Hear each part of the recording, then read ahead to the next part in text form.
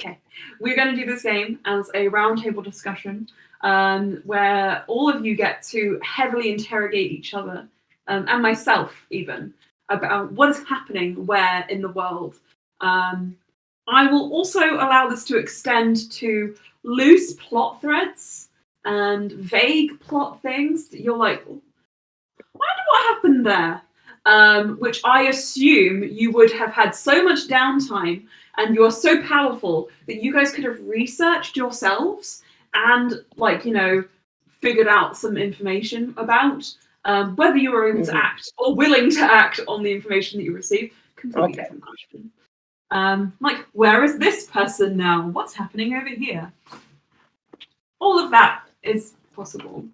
And so, I think with that in mind, I know that you guys have had, time to think, about a week or so to think about what you really wanted to do in these 3 months, what you think Bluey and Slia and Allstare, though Allstare is on the toilet, to do over these last 3 months. Oh my gosh, is that a little notebook? It's a few bits of paper that I've just put together, and it's in the order of what I think Blue would do them in. So oh my god, that's so brilliant. I can just go. And in terms of RP, I think there are probably going to be some scenes that are quite important,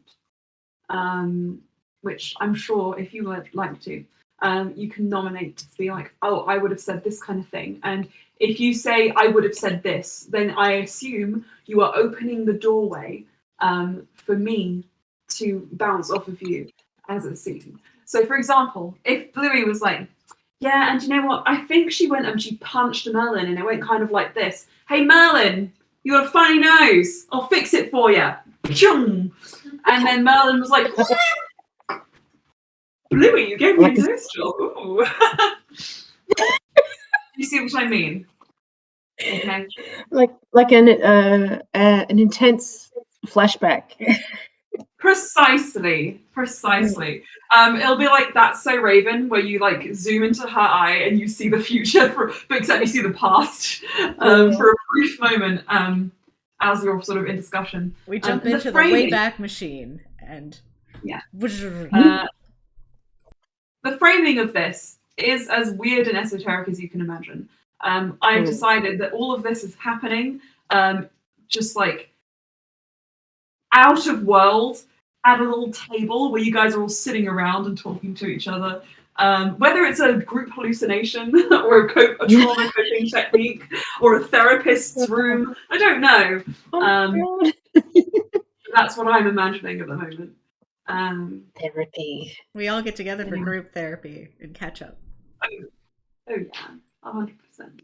And I hear Lily, Business Baz has taken your seat. Business Baz. It does look very business-like. Get out of my chair! Also, has his face got darker again? Yeah. It's starting to... That's amazing. It does that with the weather. It's great. Get out of my chair! Basil! Guilty! You're Basilton! What the fuck? What is he doing? He's in my chair. Move! My computer stand fell apart. He really thinks that he's in charge. Mm-hmm. He's large and in charge. Indeed. He does look like he's been stung by a bee. Right on his nose. Right. So, I think there's only one person we can really start with at the moment. And it's Basilton. Basil, what have you been doing over the last 3 months? I've been fucking fighting for good food and more of it. Which you don't give me. You give me nothing. I hate you. Look how skinny I am. I'm withering away. As your primordial pouch is full. No, it's not. It can always be fuller. I'm never satiated. Never full. Never happy. I am a Tarrasque. Feed me the world. He's probably just like, this is a nice rest. Look at his face. Yeah. I'm sorry, we're playing Dungeons and Dragons. He looks like a little cartoon. I can't wait to someday meet him. Yeah. He's very cuddly. Look at him. Hmm. He's even more cuddly than Roppy. Thank you, Amy. So, friends and family, let me take you into You gotta go now. the realm. And like I said, there is really only one person we can start with. And shockingly, it's Blue Sparks. Because Bluey, you were hit with quite a revelation. We can all interrogate. You can interrogate Bluey as much as you like. And bullying is allowed in this table. Making fun of. Making fun of? Indeed, that's also allowed. Wait, hold on before we start. Anna, it's my cursed cat. Do you like him? Shoo? That's so cool. Actually, that looks like something Valis would transform into if he had the power. Do you like him? Yes, I do. No, I'm gonna leave him now. Bye bye. Valis having a water. Cursed! I don't have a curse thing around me. I'm so sorry, everybody. Alright, Anna, we've got your face. Oh, I'm joking. I love you. So, Blue Sparks, you were hit with quite a few revelations on last game. After being de-aged rapidly, that must have been quite distressing for you. Disappointing all the MILF fans out there, Bluey. So sad. So sad. This is going to be like one of those like talk show panels where everything you say is the characters, okay? Even if it's not in character, you are your characters right now. You're representatives. So just bear that in mind. And who I am? God. Well, I'm an omniscient, powerful being who seems to be at your beck and call, and yet also controlling everything you do. So I'm going to be Sorella Rass. No, that was a joke. But I feel like Sorella Rass would host one of those like reunion tour. Yeah, this is like a Sorella Rass like group hallucination reunion tour. But Bluey, you have some new relatives, which I think is shocking. Have you met those people yet? Have you met some of your newer relatives? So are you referring to Tyrese? Well, yes, I am. Oh. I'm also referring to the people of Melas who came back, who would yes. mentioned that you could make up your relatives as well if you wished to. Alternatively, you can meet your relatives right now. I can see into the past. Okay, Bluey, you come down from the cliffside. No, okay. What were you going to say? Oh, I remember you saying that last session. I forgot about that. That's fine. There was a lot going on. Bluey Sparks, you come down the cliffside. You're out of breath. IT is pulling you forwards, and guess what? There's a ton of people walking as if out of the water, covered in salt, right? And they are, for God's sake, Baz. And they are, one can only describe them as discombobulated and very confused. You are hit by, in this moment, I think, a shocking wave of emotions and memories, most of which you could not remember, but you see amongst these people, you see the old shopkeeper who used to give you sweets on a summer's eve when you were out of your pocket money. You see the girl you went to school with, and she always threw paper wads at you. Or secretly because she had a crush on you. You're sure. You're convinced. So many people. You see even the old mayor and some of the acolytes of Carmentrand who have been disappeared this whole time. And I think you also see, emerging from the seas, given a way back to the... Wait, oh my God! Do you want me to look at my... Yes, I do.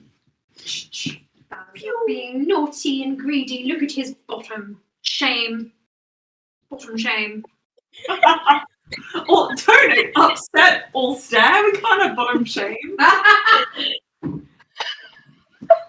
Not this house. That's not how we do things, guys. We don't discriminate Poor Ulster. against bottoms. Christ. He's the first bottom, okay? Burst. It's important. Won't even call himself a switch. Come on, I'm not gonna lie. I'm not gonna A exaggerate. bottom by any other name. Anyway, Anyway. I think the only suitable way forwards with some of these relatives is for you to roll me some dice to come up with. Hannah's frozen. Hang on a moment.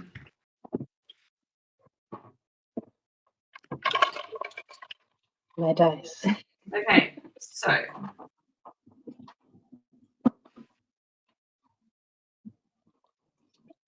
Balances here. There we go. She would like go through the crowd, sort of being like, "Hello, looking you're at people you recognised, yes. I think if for you, for example, it's going to be quite easy for you to come across people from your past. And the way it's easy for you is, of course, because you happen to have a very crude yet somehow quite descriptive child's drawing of all the children, at least, who who ever graced Dadalan's doorway. So let's start there. Bluey, I would like for you to first roll me a... One moment. Okay. Right. First, can you roll me a D100, please? first dice. The first dice I got. Okay. 26. Actually, can I have everybody do this? Because I think this is going to be a speedy way to sort this out. So, Ulster and Sleer, at the table, the two of you take out some dice. Wait, I'm not at the table. No. This is you weren't here when I did my explanation. No, so I didn't wanted hear you to be here. I didn't hear it. Okay, let me just quickly reiterate for Lily's sake. I love you. So what this is we are first starting off with a roundtable discussion where we are all going to talk about what we did over the past 3 months. And during this time, we're going to do a very broad sweep of everything, where you talk about like significant events that happened, things that happened in your life, things you're proud of. And if you say to me that somebody said blank, or you said blank, or you say a line of dialogue in any way, you are opening up the doorway for me to bounce off of you and create a scene out of it. So, for example, the example I gave was something along the lines of, I punched Merlin in the face.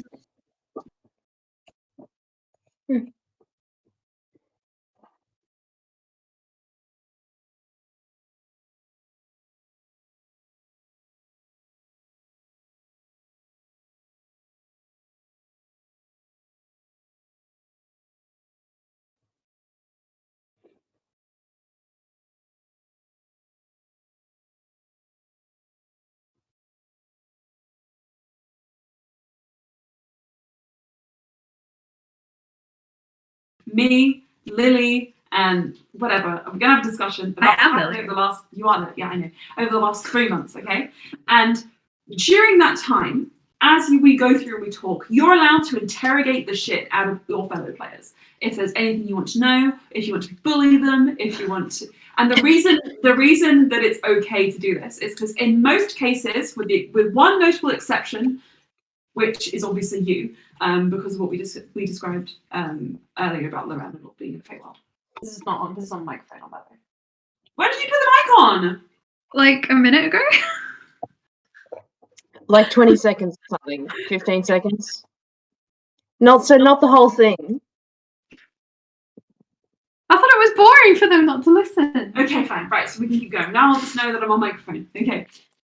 Oh my god, when you moved just then, I swear to god I saw the door handle turn. Anyway. So, this is the weirdest game of Dungeons and Dragons. I am confused. It's 9:10. Right, let me start again.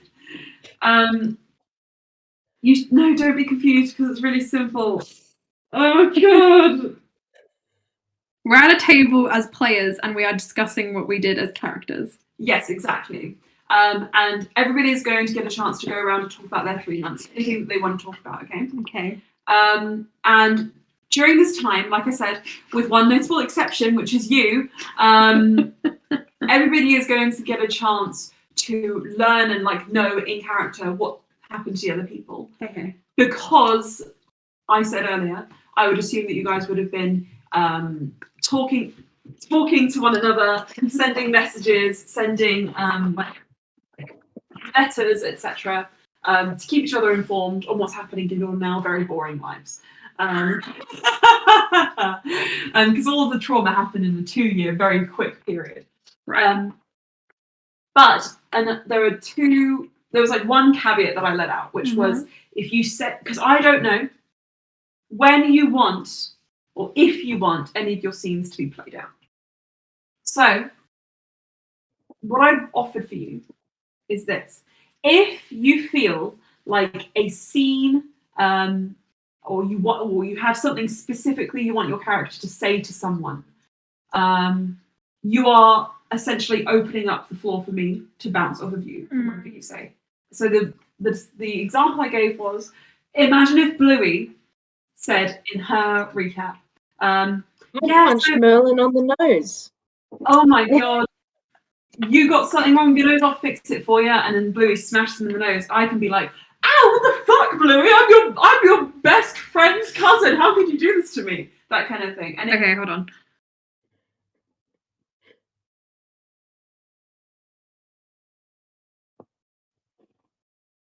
Punched very strangely. No. Like these are it's literally the starry dice that y'all got me that I use every time I play Slia. But now that I'm playing in natural light and I can actually see my dice very well, I'm just oh, these are so pretty. I just want to keep spinning in my hand and staring at them. It's and that's a very good way to forget the number that I just rolled. Good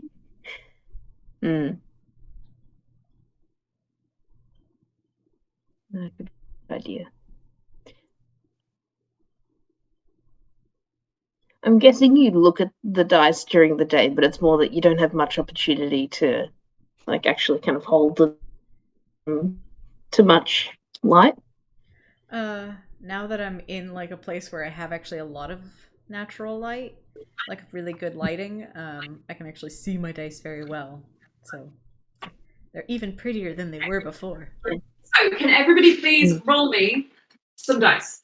I need you to roll me first D100. And no, you guys are not at an actual table. Remember, this is either a therapy session, a group hallucination, or some out-of-body experience. Okay? 38. 38, okay. Bluey, what did you roll? 26. Okay. And Slayer, what did you roll? A 32. Sorry. Okay. So you got 38, 26. Those are all very close together. And 32. Okay, let's see. Maybe they're all the same race. Okay, so let's start with Bluey. You look at this drawing, and from what you can discern, you are looking for an elf and 2 dwarves who Dadland must have taken in. Now, from the almost impossible things to discern that would be on a children's drawing, you can hazard a guess that all of them are, all except one, are male. And can you please draw? Can you all again roll me a D8, please? A D8? Yes. Roll the metal. 6. Brothers. The one of the dwarven individuals looks to have a very eccentric, outgoing personality from the the pose that they're drawn in. Bluey? 9. 9. You're at a D8, right?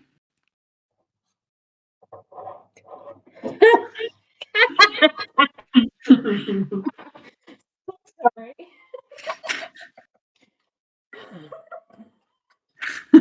Wow. I I rolled was a 9. confidently wrong. Nine on a D8. Are you sure? 3. 3. The other one seems to be very angry. This is a very angry elf. The child who drew this has drawn as much on the chart. Sleia, what have you rolled? I rolled a 5. Also, 5. rolling a 9 on a D8 seems like it seems like the epitome of like playing D&D for 5 years. It's like, yeah, no. Did I roll the wrong die? Maybe.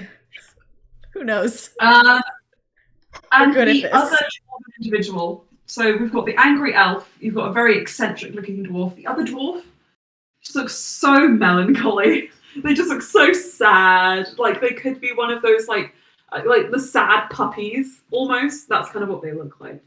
And it's really tough to discern much more about them. And so you think, okay, I'm going to go and find them. And you do very quickly encounter 3 individuals: an angry-looking elf with very low-set brow, 2 dwarves. One is eccentric as hell, and one is very melancholy. And they seem to resemble the individuals in this drawing, a little older. And most of them sort of have a kind of like sickly, like most of the individuals that came from the sea, a sort of sickly look about them, like they've perhaps, as you know, been in the Shadowfell for a very long time. And Bluey, you instantly remember these people. You instantly remember these people. Would you like to come up with their names, or should I? Um, The angry elf comes up to you. Do you remember me? I remember you. I didn't think I could come up with names quickly. Unless I use a generator. I'm Greg. No, that's not me. That's not their name. See, you've got to be able to come up with these things like boom. This is why I'm not a DM. That's all right.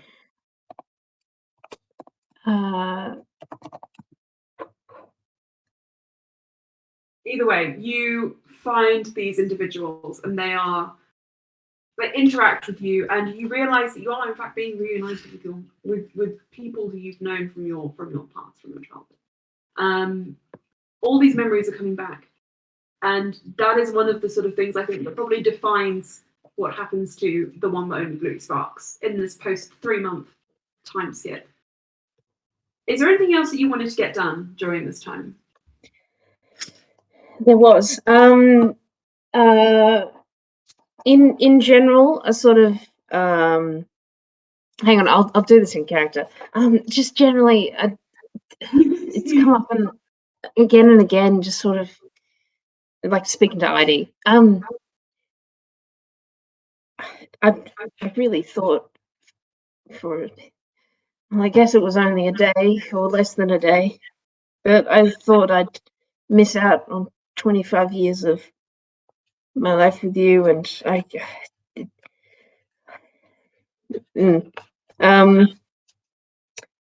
she's like in whatever spare time she has, she's setting up. She wants to kind of as much as possible, set up like a little home patch space, probably near White Cliff. Yeah. And definitely put those drawings of Loran's up. Oh God. And He did those for you. I remember he did those for you when he had his mind wiped. He loved this very far deep down. Blue would also be kind of speaking to Tyrese kind of on and off. I don't think she is I don't think she really will be the sort of person to embrace him as a father, but she does want to kind of foster a good relationship with him.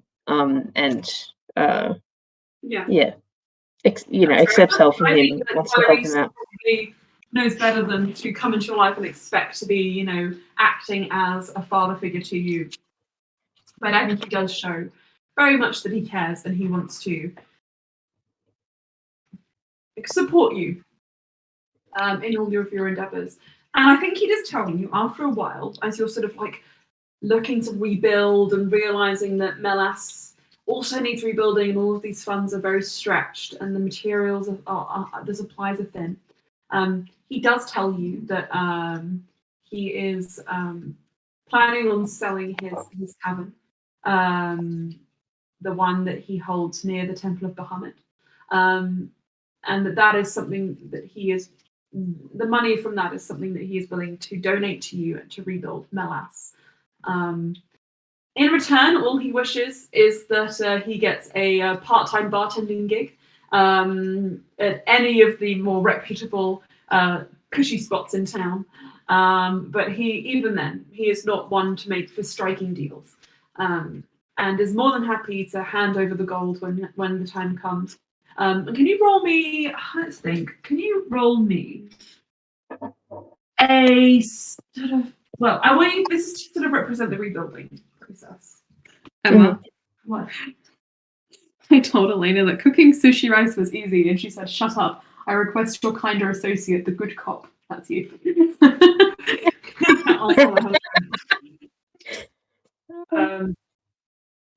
I think, can you please roll me your choice of a strength check, a survival check, or an intelligence check? All sort of represent the kind of rebuilding effort that's happening around us. She's gonna do a strength check. Come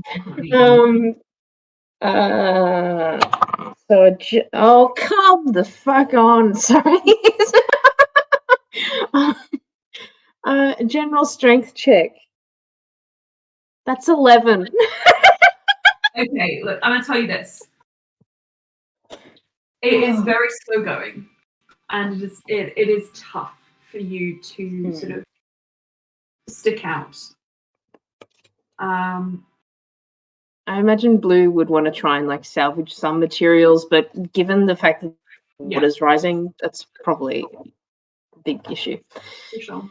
Well, in 3 months, rebuilding, setting up a home for yourself, receiving this money from Tyrese. Although it feels like you've done so much, it is so much more in even shorter times than this. On your own, you realize that the going is much slower. And amidst all of these rebuilding efforts, you also have family to reunite with, people to create connections with, and it is very slow going. To the point that when you receive a letter, which we will get to once we've gotten through everyone, you've got yourself a home set up, but Melas is still very much in its infancy of being rebuilt. So yeah. How are you? How have your months been? You went off with Saracen, which I think is lovely company to keep. I'm jealous of you. So is also. So is also. I mean, after picking up Perinia, probably going. I guess she's gonna have to update the Lucas and or she could leave the updating Lucas and roll me and Sharpistol to Sarazer and just be like, okay, I'm gonna take my wife and I'm gonna go home. I'm going to say that if you ask Sarazer, he would say, I'm planning on spending my time between Kalkan and the Messiah anyway. I have family in both that need assistance, and if I'm honest, they might take it easier coming from me, considering last time you went there to drop news on them, you almost started a war. Not your fault. Not your fault.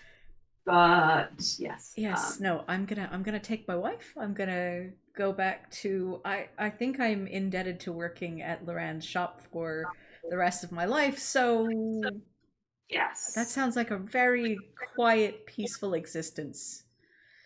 And I looking want forward that to for it. Yeah. Yes, I really do. Now, something to know about Loran's business is most of it is conducted under the table, and I think you'd be capable of handling that. So, good luck. Thank you. I support you. I'm certainly hoping to do my best.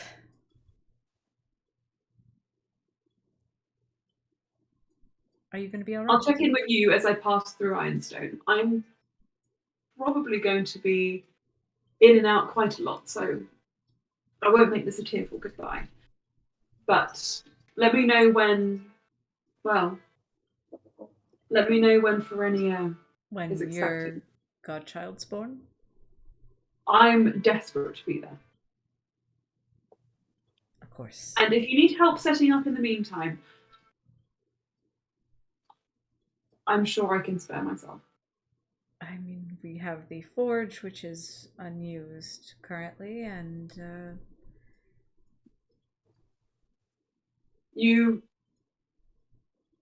Can I also add one more thing? Take this from someone who's had a lifetime of breaking bad news to people. You probably want to have a very frank conversation with Janzia about everything that happened in Feyways. It might be too difficult to talk about now. In fact, I wouldn't expect you to immediately want to relive everything that happened over that. But she deserves to know. What is this weird cat doing sitting in that seat? Get out! That's where I sit! that's why they want to sit there. It is perfect spot for a cat. That's a fine puzzle. Has your bud been keeping it warm, especially? I'm not sure. Exactly. He has no sense that he is the subordinate in this relationship. Be more of a bottom, Baz.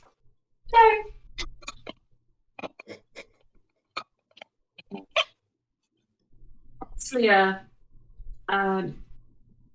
do you have anything in response you want to say to Saracen? I don't know. I feel like it might be better to get it over with.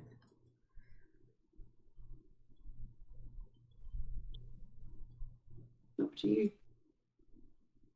She deserves to know. She does.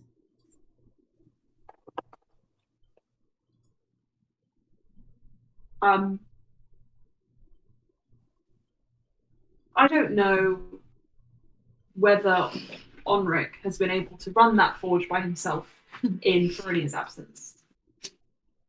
And considering that Janzia has probably got a lot on her plate with the Drow twins, oh my god! Do you want me to kick him out again? Yes.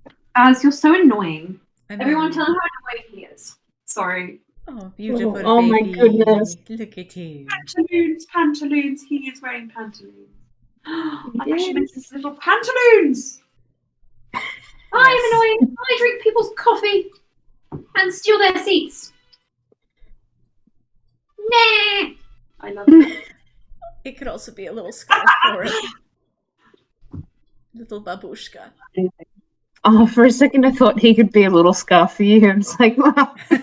He makes great stuff. He does.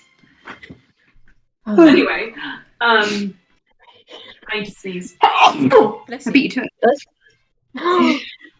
You stole my he sneeze. stole Emma's Hold it.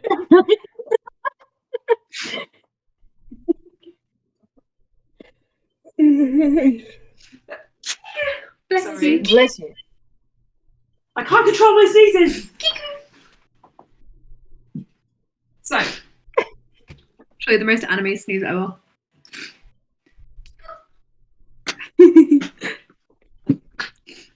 oh god, I need to sneeze again. I'm sorry. Is it going to be a Kiku or a Nacho? Ah, What's he on? No. There we go. It was in a. So anyway, I'm really not annoying to live with. I love you. Sarah says, with the fact that you've all been very busy, I want to give you some of this. And he passes you a small parcel of gold. Aww. Is that his gold or Loren's gold? Loran won't be needing it where he's going. Where is he? Should I ask about that? No. Probably. I don't think he needs money anymore. So he'll Yes. probably still use it. Is what should I do with the earnings at the shop then?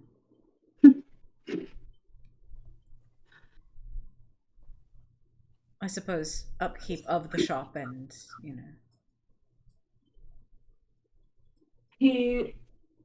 We can only hope he left instruction for you. I'm not a businessman. Upkeep of the shop, feeding the many mouths he now has under his roof. Yeah. I think the Drow twins are probably going to need extra feeding. And, well, I suppose. There's also that sorry. Okay, this is me blanking as Keon, right? I think you. sorry, say again? Half drow. Are you thinking of half drow, half orc Keon? No, I was thinking of the other the one who was a squirrel who escaped the sisterhood.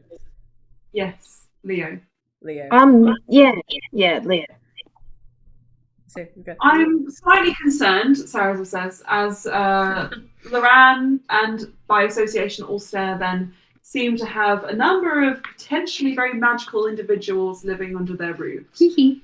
But that was bound to happen anyway because they are having children. So I assume their well-being and moral education, not allowing them to be swayed or left wanting, would be very good, so that they feel a certain connection to being good. Maybe I should drop by and give them some seminars. wait, seminars to. I'm just so scared that one of them's going to grow up to have some villain origin story, and we're going to get back in this mess. Are you talking about the children that I'm going to be looking after? The children that are going to be born to Ulster and He the starts Rand? mumbling and just starts growing mushrooms in a corner. No. You can't grow mushrooms. You still have to answer the question, buddy. Good luck. Sarah's. I think Sarah's. think Which he is. children are we talking about? I think you know which children I'm talking about. You're talking about their children. No. Oh, Yes. You're talking Both, okay. really. Ulster and the Rand's children are going to be terrifying to behold. I think that it would be great for you to, help in the education of these youths that are accumulating under my roof. Okay, good. So you will also help provide for their moral education because look, let me explain. The children that belong to the sisterhood were stolen by the sisterhood before. Oh, you mean They am I looking after all of the sisterhood children now too? Yeah. They're all just kind of look, here's the thing. Most of them are sort of accumulated in Loran's shop. Okay. I'm gonna have So Leo is to there. contract Cass had a castle, but I think more that work I've sort of on that shop to allow for more space. yes, that's brilliant. I knew you'd find an answer for this, Leah. Right, Maybe off we we can go. just, take over Sobek's shop to the side, I think Loran would really appreciate that. I think he would too. Wonderful. Right, I'm going to go to the Maasai, and I'm going to talk to Ulster's parents. Well, I have to retrieve Farinia from the Maasai. That's, yeah. Ah. Indeed. Yes, I was thinking maybe we could just sneak out. Let's do it. So you and Saraza deciding to accumulate and protect all the children who have now somehow become attached to Loran's shop. But not Loran. He doesn't But want not extra Loran children. himself. Sleia, did I just gain, like, a family of, like, 10 kids? Yes. Yes, you did. That's a lot of children. Because there were, like, 8 from the Sisterhood, I think.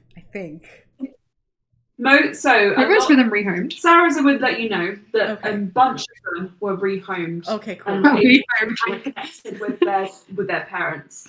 However, Leo, Marek, and Morel. Yes, those were.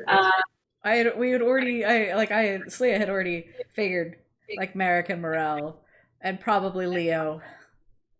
Yeah, and then Keon, Keon, which who is Cass Cass's. wants to look after, but unfortunately Cass is no longer around, are to be accounted for at the moment.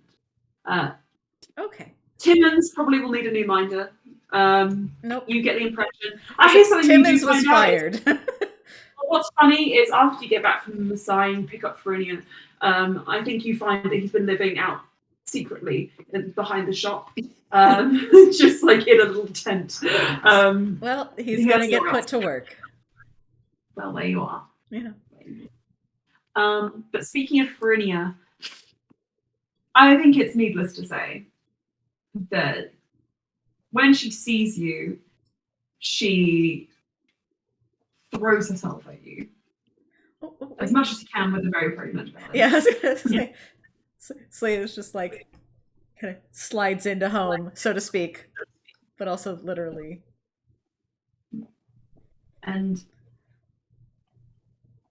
I always know that kind of these sort of scenes, you kind of end up having a very strong idea of how they happen in your head.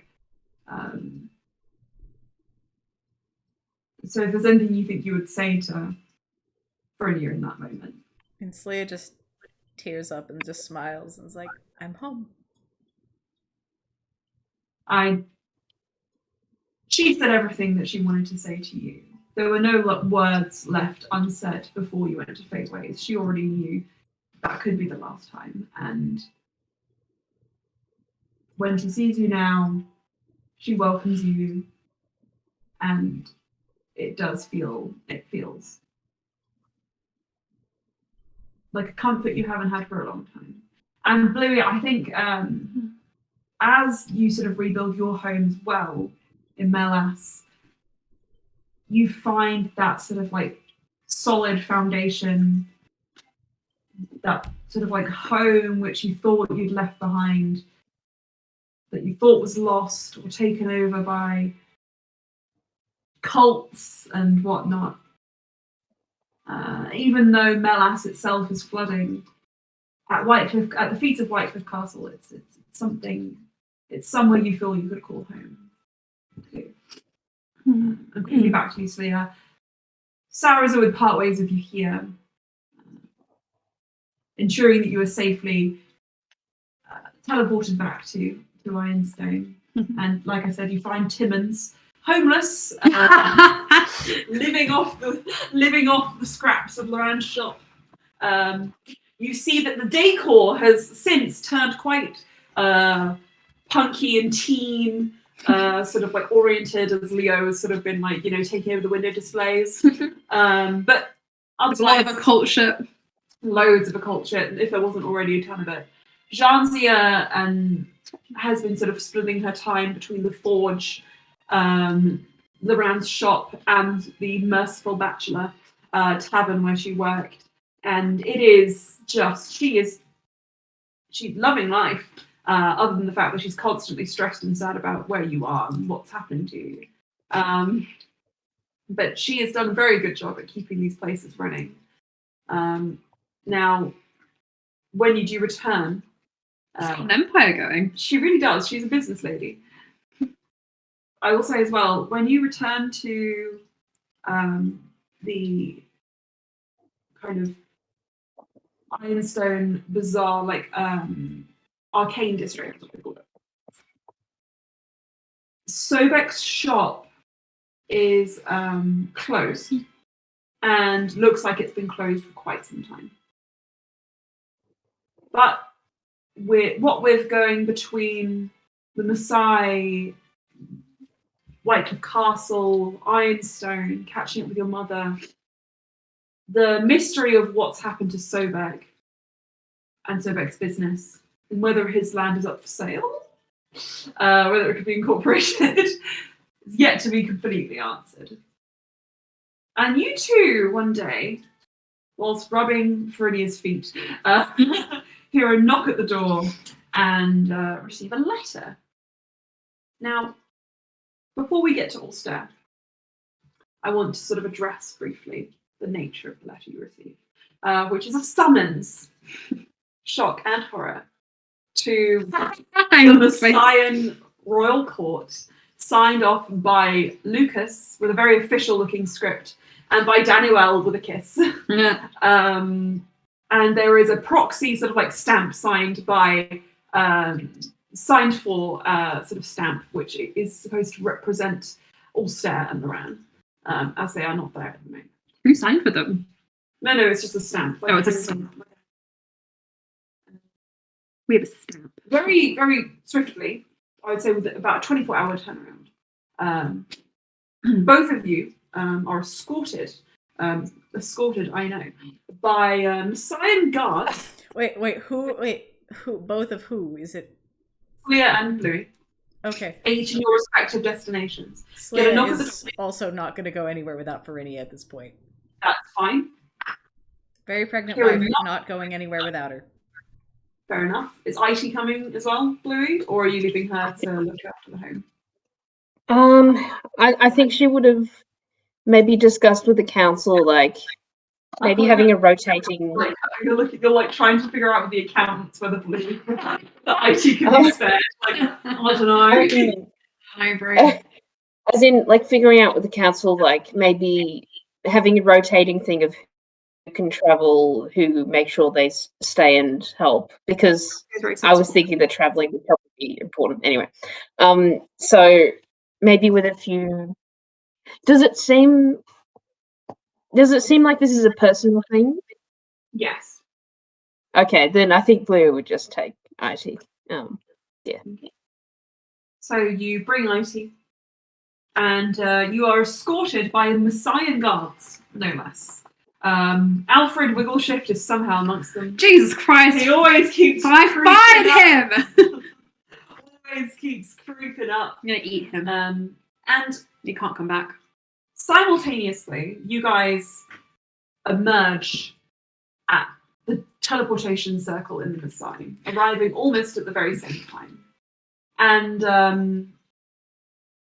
I will say that those Messiah guards who travelled out look very uncomfortable. They're like, there was grass everywhere. Did you see that? It was crazy. And Alfred Wiggleshift is like, I like grass, you see. You know, I know quite a lot about flora and fauna. You know, it's truly my opinion that the natural state of things is decay.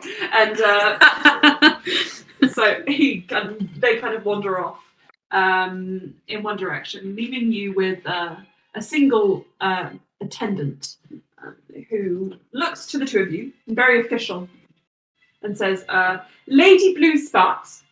Is actually you there? Yes. Good. And Lady Sliansun Talar, with your beautiful... It was Dame Bluey Sparks. Excuse me, Dame Bluey Sparks. I apologise. I am most unpleasant to be around. He throws himself to the floor. How could I? So stupid. Don't worry. You're not stupid. I imagine he looks like that guy from Frozen. What's his name? Lord Whittleton. Yeah, Lord Whistleton. Lord Whistleton. Yeah, I think he looks like Lord Whistleton. This is Kev's like granddad. My name is Kev. My grandson is named after me.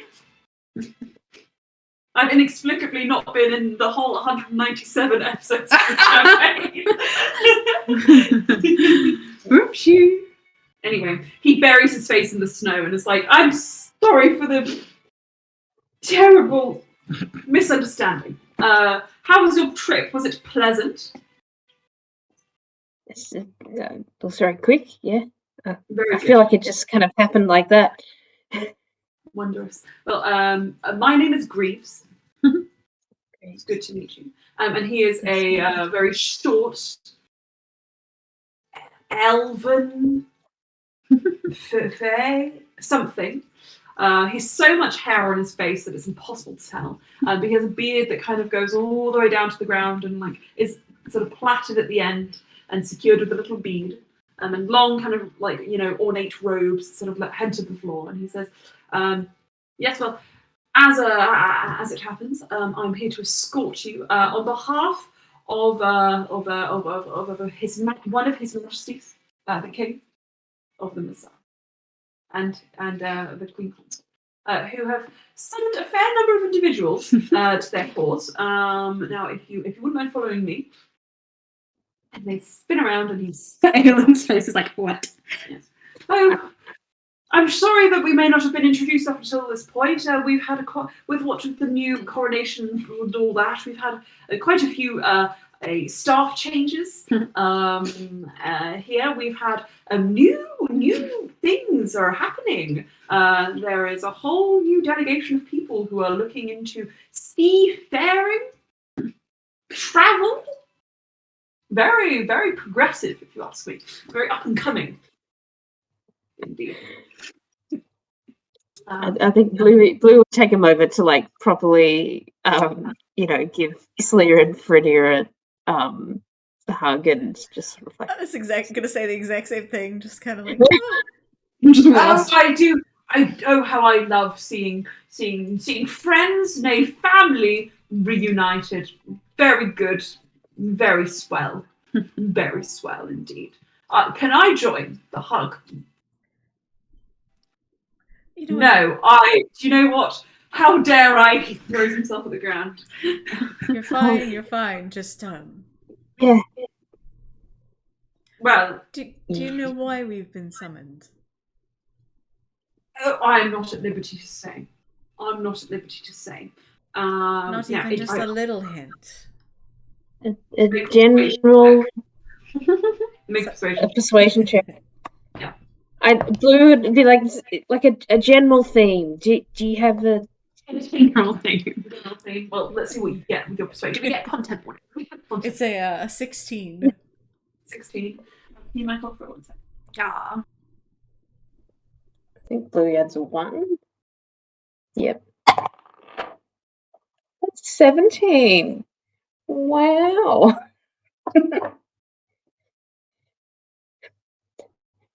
As opposed to the 3 on the dice she rolled earlier. Okay. Come on. I will when I come on. Let's see. Right, what did you roll, Bluey? 17. 17. All right, well, the two of you, as you kind of walk through, he does look over his shoulder and Greaves says, well, this, friends, is between you, me, and the ghosts that haunt this place. I will tell you, something I am sure you are aware of, is that one of our kings, Ulster, after his great battle with destiny, the Dragon King, as some have been calling him, for the figure of the dragon that we saw bloom through the sky upon the news of the defeat of the great evil, has been on a sabbatical, and that turned into an absence. The absence. An absence tribute. turned into an absence review, which turned into an internal investigation, which turned into an external investigation, which turned into many missed messages and unsent letters. What I'm basically saying is one of the kings is missing, and we've been unable to locate him since the apocalypse. So we are, of course, very concerned about his welfare. At the risk of sounding utterly unhelpful, have you tried the Feywilds? His mother-in-law is an incredibly powerful yes, well, this is quite mage. No one's got any communication with the Feywild, nor has had any communication with the Feywild anywhere. Anywhere. Anywhere. Since the rifts, you see. Now, I'm a very magical man. I know about the rifts. So I must let you know that I am now an arcanist in this. There was an arcanist before me. His name was Vino, but he was a very unimportant side character who was mentioned about twice. And I thought, well, he was quite boring, so I would introduce someone new who you could get attached to. And they did silly things like threw themselves on the floor and prostrated themselves before you.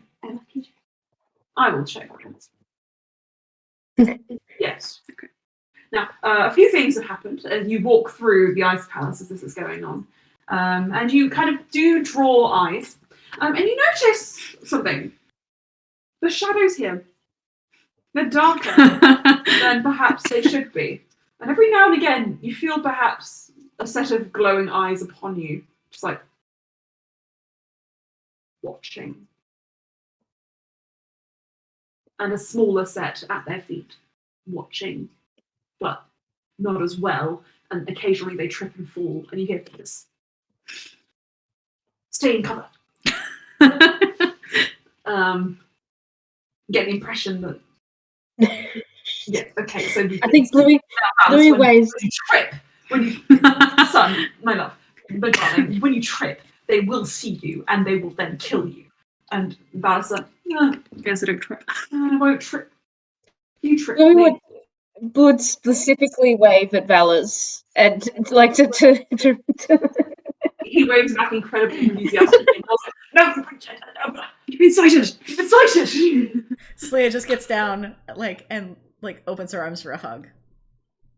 Valis runs from the shadows, and they kind of pull on him as if by trying to pull him back in. Mm-hmm. But he runs up to you and hugs very tightly, and then hugs you too, Bluey, and is like shoulders, upsies. Oh.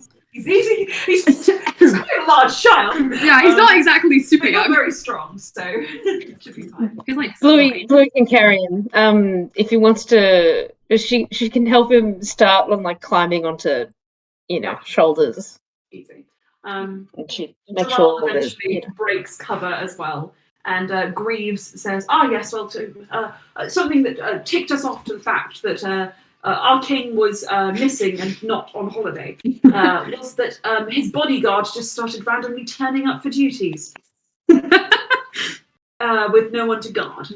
So he has been spending a lot of time with the Queen Consort, who has been regaling him with her self-publishing endeavours, which I'm not sure if you know about the new custom we have here of story time with the Queen.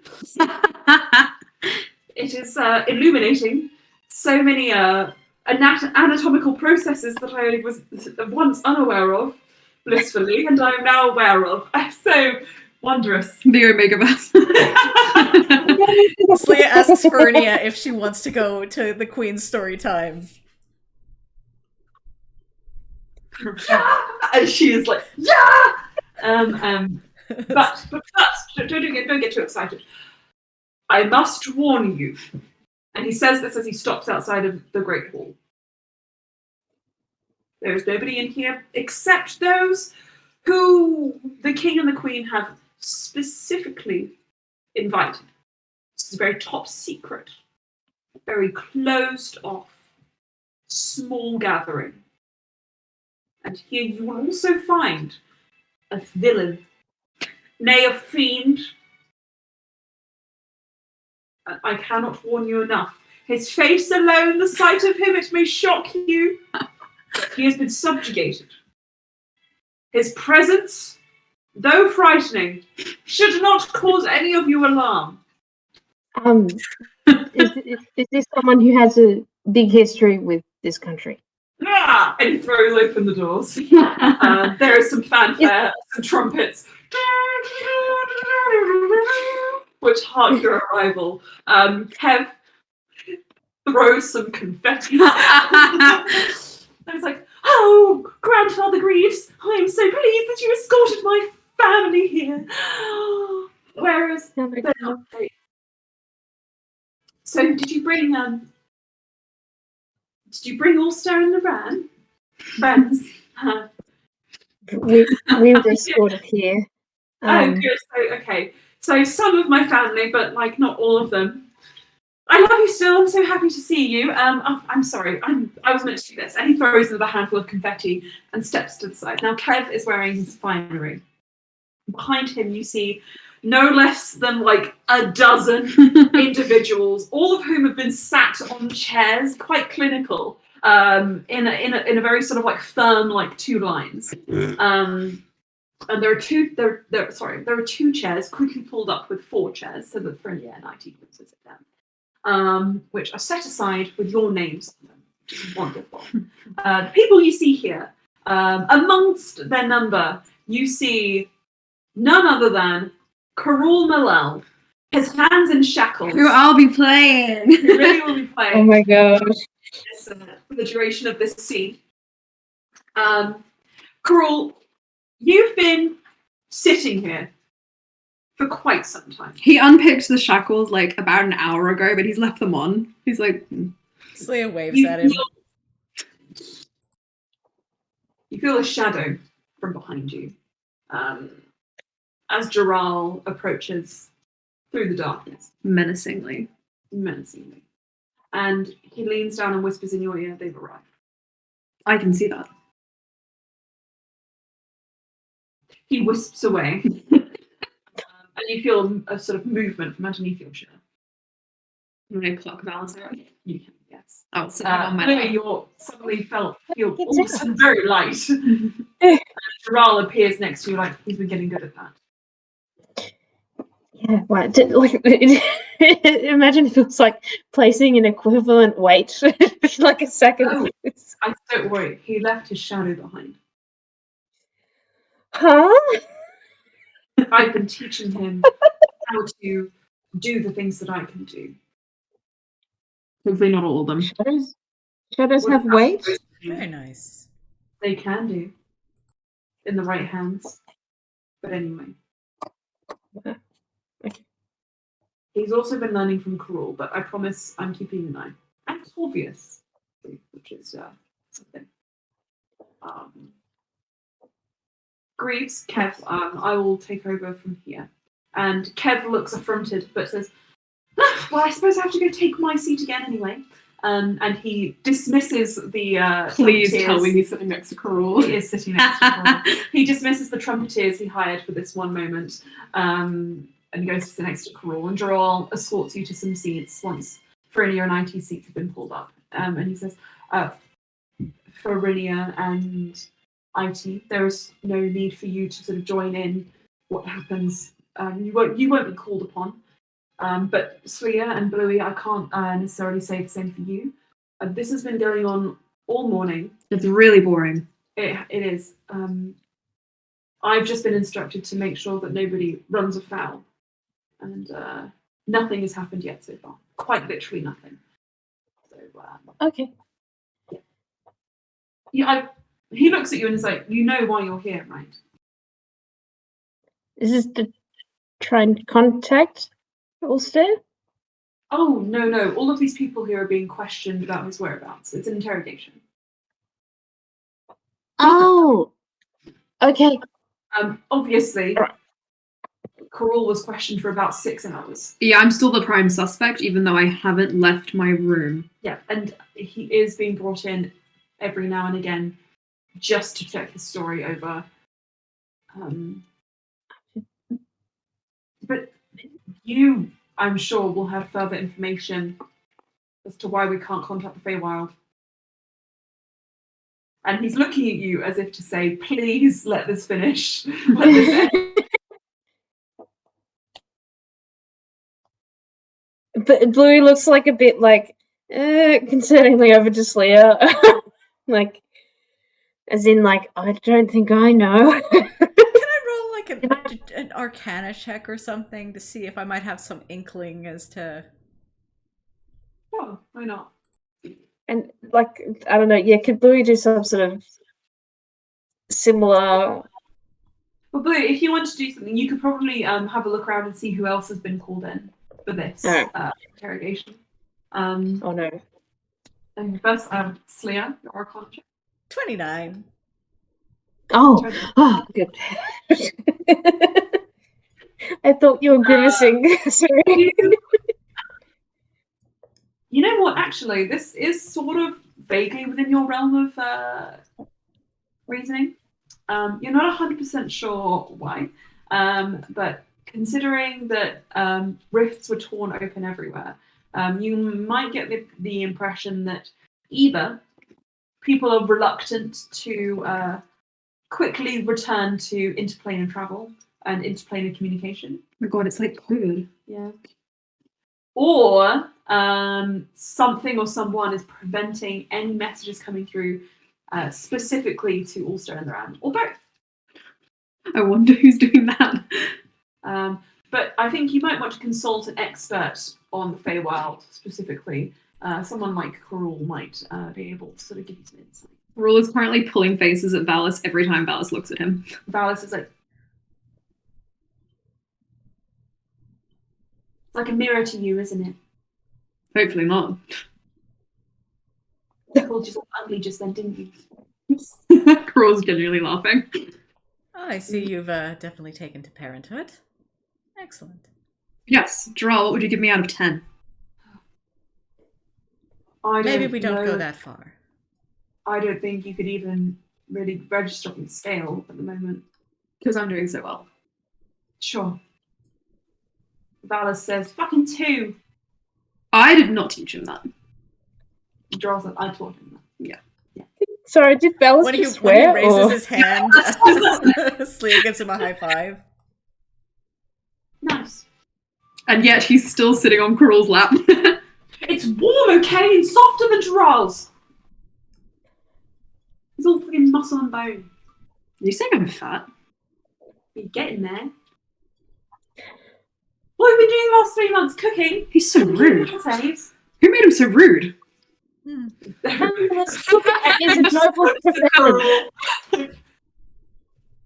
I would was say an cooking is a noble profession. I was absolutely It's not my fault. I went up the shirt. That's so bad.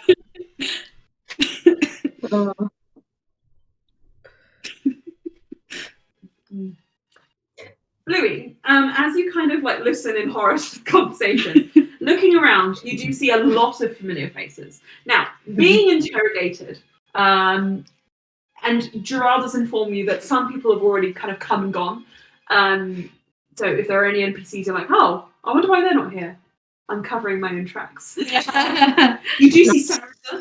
Sarah is sat alongside Kev, who is next to Corul. And of course, Valis and Drell are here, but they are here in an external capacity. As well as them, you do see Nefel Karadmanizar, who is kicking her feet and sitting there without Osha. I'll have you know. You do see Lorella too. She has spared time from her schedule to be here. You see Marlena and Merlin Winterbrand, and you hear Marlena just under her breath, like, back again? Fuck. Oh, I've left this place. It's so fucking cold.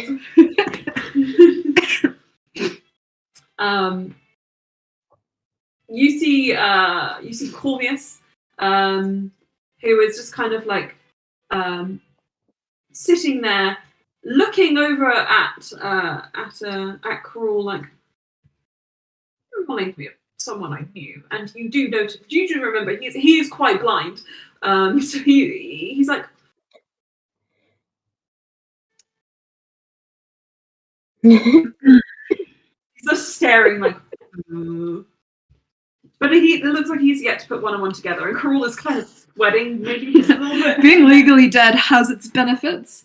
Indeed. That is mostly what's kind of preventing him from putting the puzzle pieces in place. There are other people there as well. Aaron is there, even. Oh yeah, Cruel keeps looking at Aaron like, really? Really? Jarrell's like, look, it was one time, and you were dead. Why'd you go for a rip-off then? At least you didn't go for the round. Sorry. Well, you want me to have gone for Sarasa? I mean, he kind of looks at Zaraza. Kev like shields his titties, like, no. Don't perv on him. He just looks down at Kev with the most. Can I roll intimidation? Yeah. Don't perv on him. He's my pen pal. I don't know what Cruel's. I don't have Cruel's sheet, so is it like plus like 5. Okay. 20. Don't look at his titties. Cruel just leans in and goes, small. Leans back up.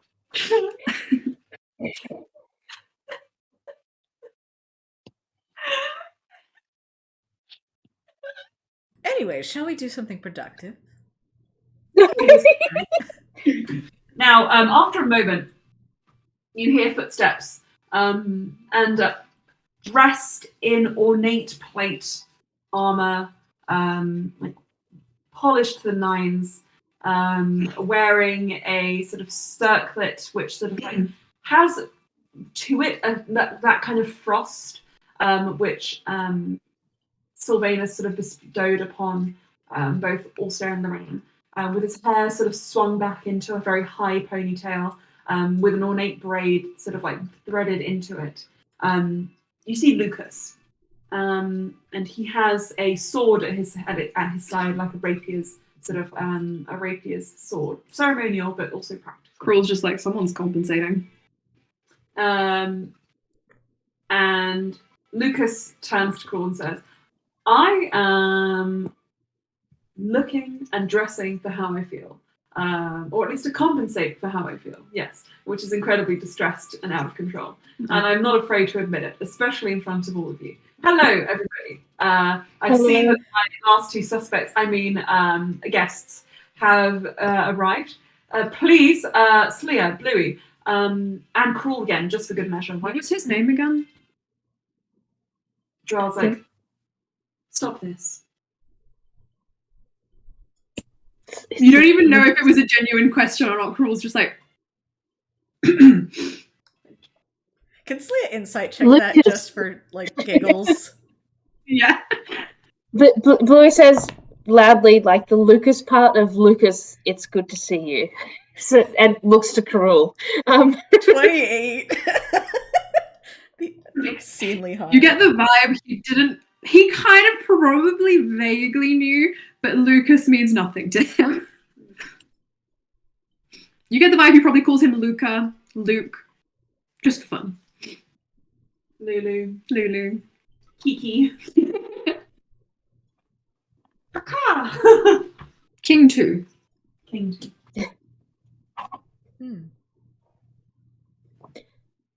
Funnily enough, you could just call me the same thing you call Ulster, which is Your Royal Highness. I believe it's Your Majesty. Oh, I'm still getting used to that. Thank you for saying it to my face. You never got called Your Royal Highness, just saying. Neither did you. That's why I don't have a sword at my waist. Mm-hmm. It would be a waste on you. Right, everybody else. Slia covers a laugh. Ulster, no, it's not Ulster. Cruel's like, that's bad. I didn't know interrogations could go like this. All three of you. I love Lucas. I think he's cute. All three of you walk past. I won't lie to you. A lot of these NPCs, including Sarah's, will shoot you looks of, I'm so sorry for what's about to happen. Cruel looks really comfy. Okay. And you are led back to the sort of like antechamber where you've had so many important conversations. There are, but unfortunately, it is not how you knew it then. There have been all of the sort of like personal effects have been moved away to make it quite like clinical as a beautiful ice palace can look. And there's a table, and there are chairs, and Torture implements. No.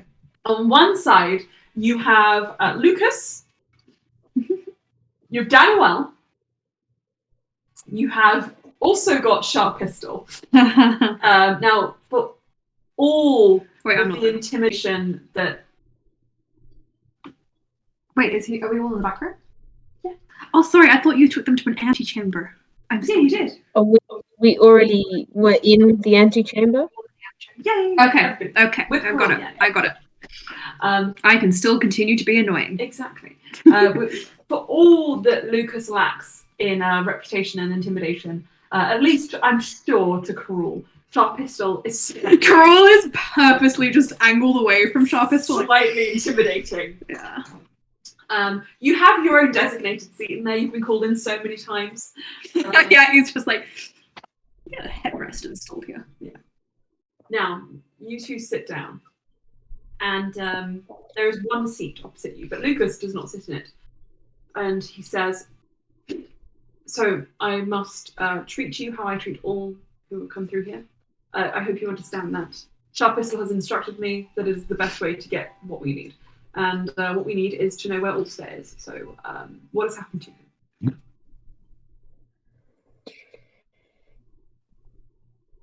Well, he's definitely somewhere in the Feywild, and Yes. if Not necessarily. He could actually be in Loran's mansion. Okay. oh, Good information. Will you? I know that there are ways to. You have contacts who are able to open doors to places, We do. etc. We were unable to contact the dragon known as Serenoras. I know that you are linked to them. Do you have any way of contacting them now? I can send a message. Okay, what are Wonderful. you doing? I would really appreciate that. If we can convince anyone to open a door, no one has been able to do it so far. And nobody has been willing to stick out their necks for us like this. So I really appreciate your cooperation. Now, in the meantime, I am going to just bring in the torturer for Cruel's sake once more. Is it really necessary? Cruel, it is necessary, yes. And you hear a kind of like chuckle from the back. Chuckle is a word. A kind of like weird like from the back as Joral is like, I think he'll survive. As Daniel. all right. I thought you were going to say myth. Like torture. It's a different Cruel though. Temple. Oh. She just talks, you know. Mm-hmm. Hello, guys! And what you guys are going to see as Daniel enters the room is that she not only is glowing and looks great, she also has a bitty baby bump. And she's like, oh yeah! And she just rubs her belly. She's like, oh, this is super cool. I'm making a person. It's crazy, I know. I'm very excited. But anyway, I'm so sorry that you're... Well, actually, thank you. And I'm super excited to meet your baby too. And Bluey, you don't have any kind of on the way, but a lot of people do right now. So you've got to save up some money so that you can buy lots of gifts, because there's going to be like tons of baby showers, and like loads of people are going to be able to give me great gifts, you see. And see, my torture is already working. Look at his eyebrows; they're so funny. Yeah, Cruel's just like. But anyway, this is not the real torture. Is not even really begun. And she pulls open a tome, and she just says, block your ears if you don't want to hear this. This is really filthy. I have a question, Daniel. Is your baby going to come out pointy here or pointy here? Why not? Hopefully both. Just like Slian soon. Also, if it's really filthy, can I go get my wife? She just would love it. Yeah, sure. I'll pick the most salacious parts I can think of. Is this the porn based on the child of the woman sitting over there? And he points at Sharp Pistol. Sharp Pistol slowly turns towards you. You know it's based on him, right? Darling. She's gotten so much more creative. Ooh. So much more creative since when you last spoke to her. All right, bring it on, Daniel. Wait, how often does Danielle do her readings? Or I'm sorry, Danwell. How often do you do your readings? I do them so much. So first of all, not all of it is torture. I promise. Just like I've been told that I have a really unique gift for making people go, ooh. For making grammar mistakes.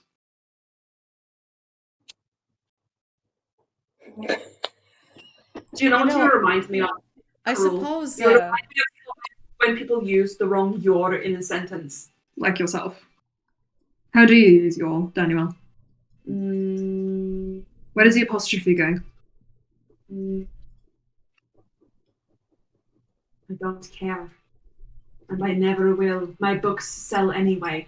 People don't care about the grammar. They just care about the filth. Alice, you will never read any of these. I already have. Also, I think it's fundamentally changed me. I don't know, maybe it would be more torturous if Carol actually had to do the editing on it. I do not have time to edit. I run a very successful coffee cart company. Good for you. Gerald said he does actually have suppliers across the continent. It's really good. Yeah. It is a shock, however, that Corvius has yet to figure out that he is the Carul. All the rest of the world, for the matter, considering you call it Carul's Coffee Cart Company. You've just said all of this in front of Corvius. He's not here right now. We're in a separate room. Oh, we're in a separate room. Right, never mind. Yes. Well, let's hope Oh my Corvius god, Carul, how did you get that so wrong? I don't know, Daniel. I'm blinded by your visage. A lot of people are. Not in the way you want. I'm like the sun. Super hard to look at. No, that would be Ulster. Who is still missing? Shabbat says, yes, now please. Daniel, I think it might be prudent if you withhold the torture for now, so that we can have a proper conversation with Bluey and Sleepy. I've been offering to hack into the mansion. They don't want to use me. No, well, you are a criminal.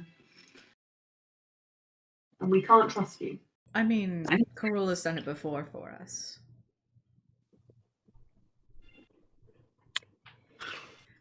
I'm not sure if that was helpful or the opposite of helpful.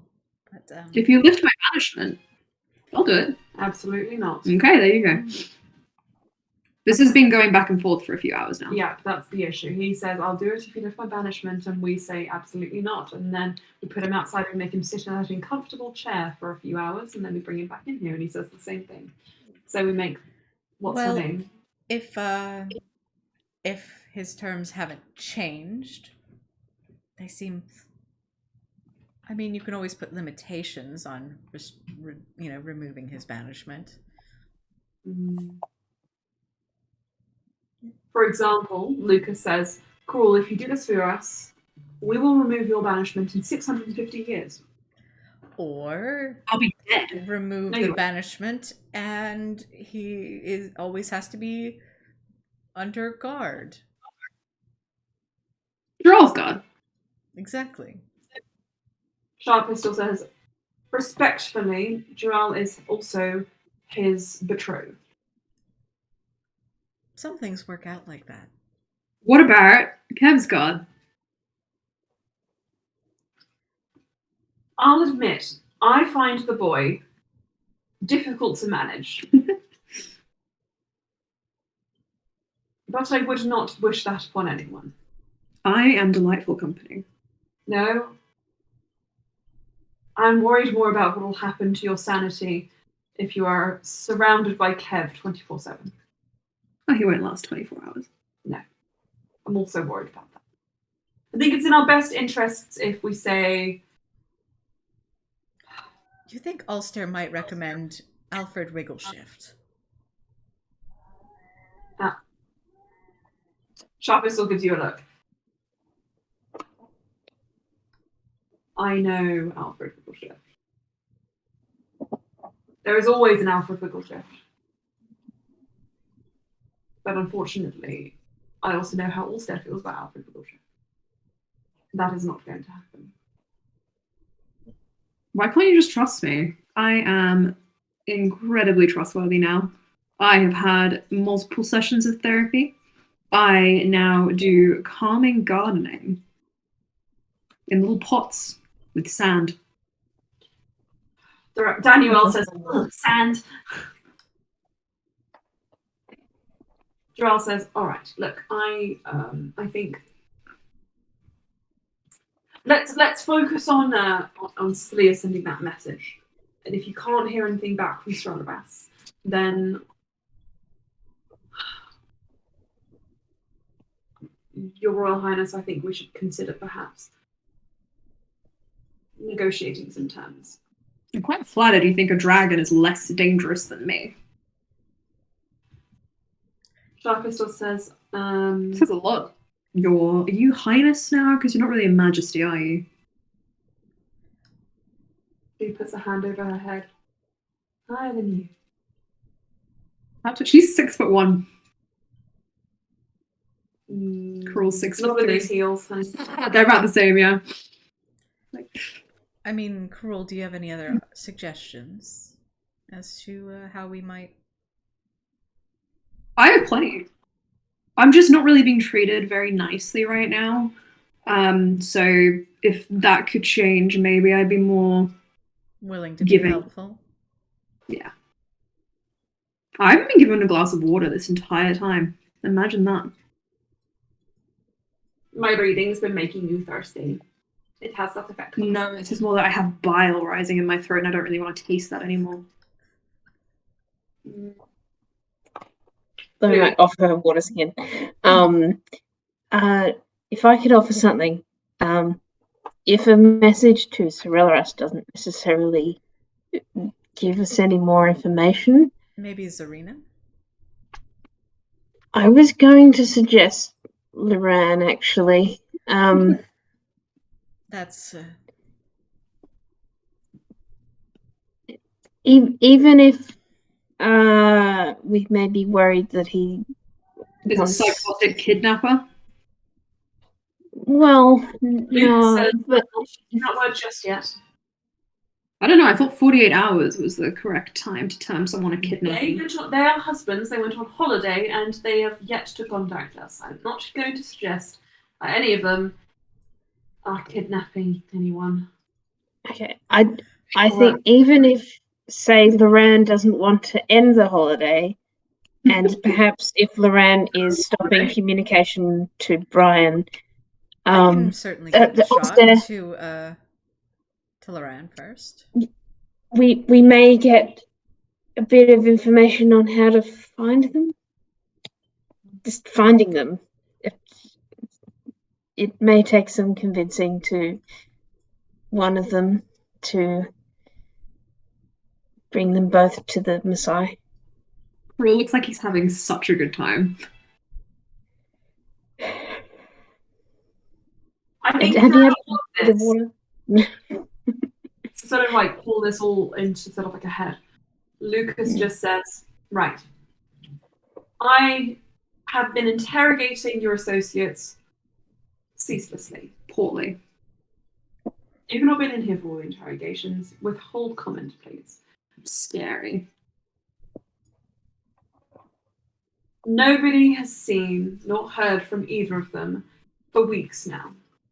Now, we are very understanding, and we know that they went through it. You all went through it at the end of the world. But unfortunately, we're at a point now where we need to consider or wonder, perhaps, whether something has gone amiss. Slia, you had brought it to our attention before that Loran is a anxious individual, especially when it comes to Ulster's safety. I remember I was present when Kurul first returned to this world. I was here living in the Messiah. I had words with Ulster, and he promised me that he would communicate. He would keep me informed. And I do not think he would break that promise. If he is not communicating with us now, it is not by his own choice. We've had our top people attempt to contact him, but nothing is getting through to the Feywild. I even contacted my Daniel's siblings in... Baz has entered the room again, by the way. So it's only a matter of time until he jumps up here and tries to eat the coffee. Well... Lo and behold. Oh, hello. Baz just like, I have made a mistake. Mm. Did you drink the coffee? He's on my shoulders.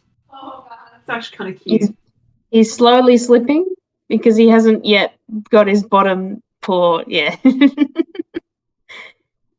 He did hang for a while. He did. Sorry. I've contacted Daniel's siblings, and they too have also been unable to reconnect with the Feywild, which is very worrisome considering most of the trade with the Feywild that we have comes through Kalkan. Interplanar travel, it seems, is somewhat fucked for now.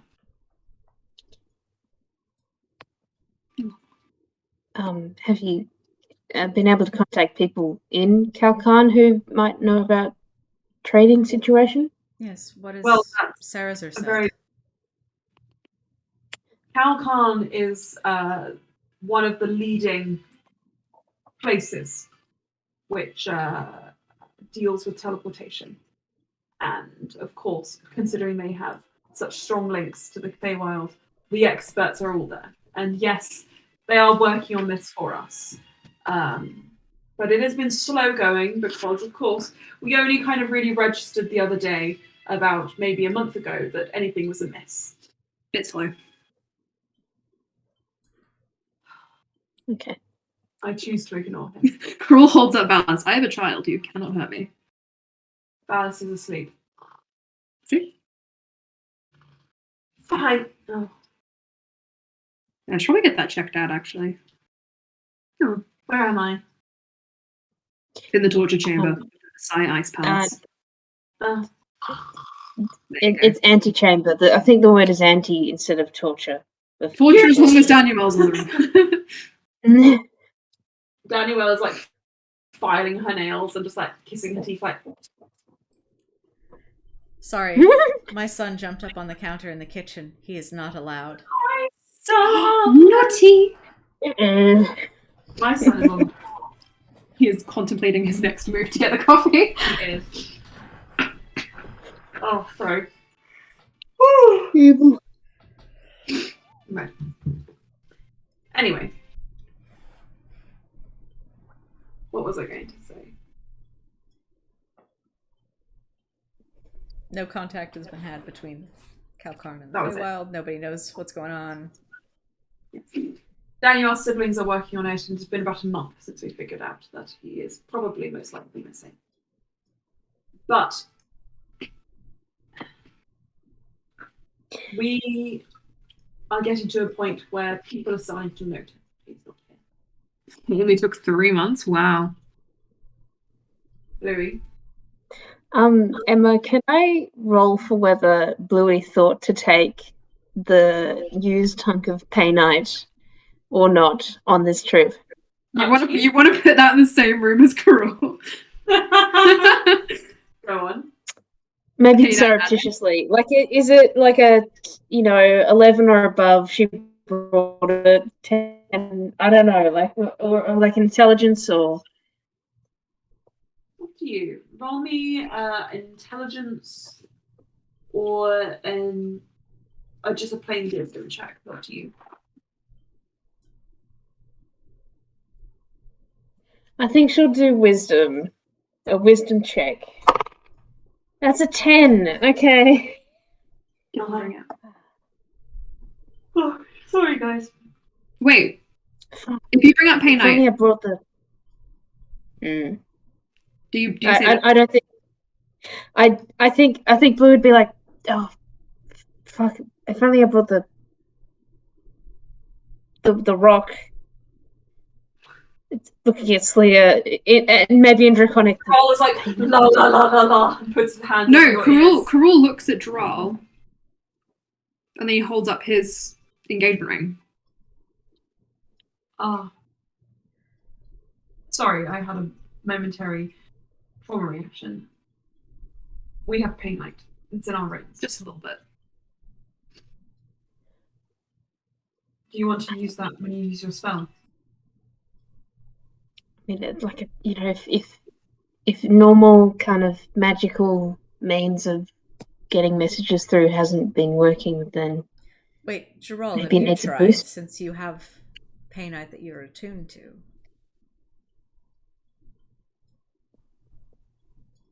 Karul looks at Droll. I shouldn't. It's funny, this has actually never really come up before. And he looks very like self-conscious in front of Sharpistol and Lucas saying this. If you're uncomfortable with it, we don't have to even consider the option. No, I think it's probably important for you to know, specifically you, Selena. But obviously the Drow have a very strong link to the beings that made Painite. Obviously from their corpses. And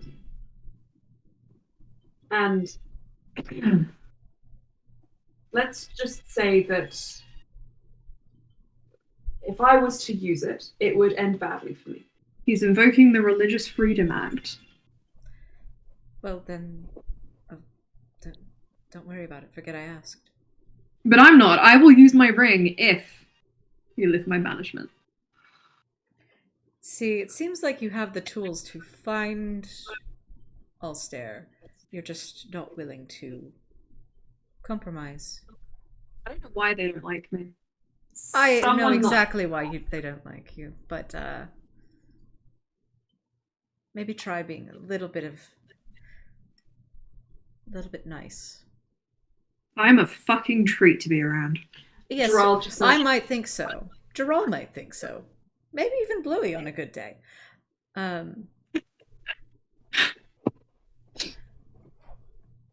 Someone's at the door, sorry. Before we get there, things have changed since I said that. Gerard just says, Coral, has it ever occurred to you that perhaps if you did this for them, they would be more amicable to you? That's not how economy works.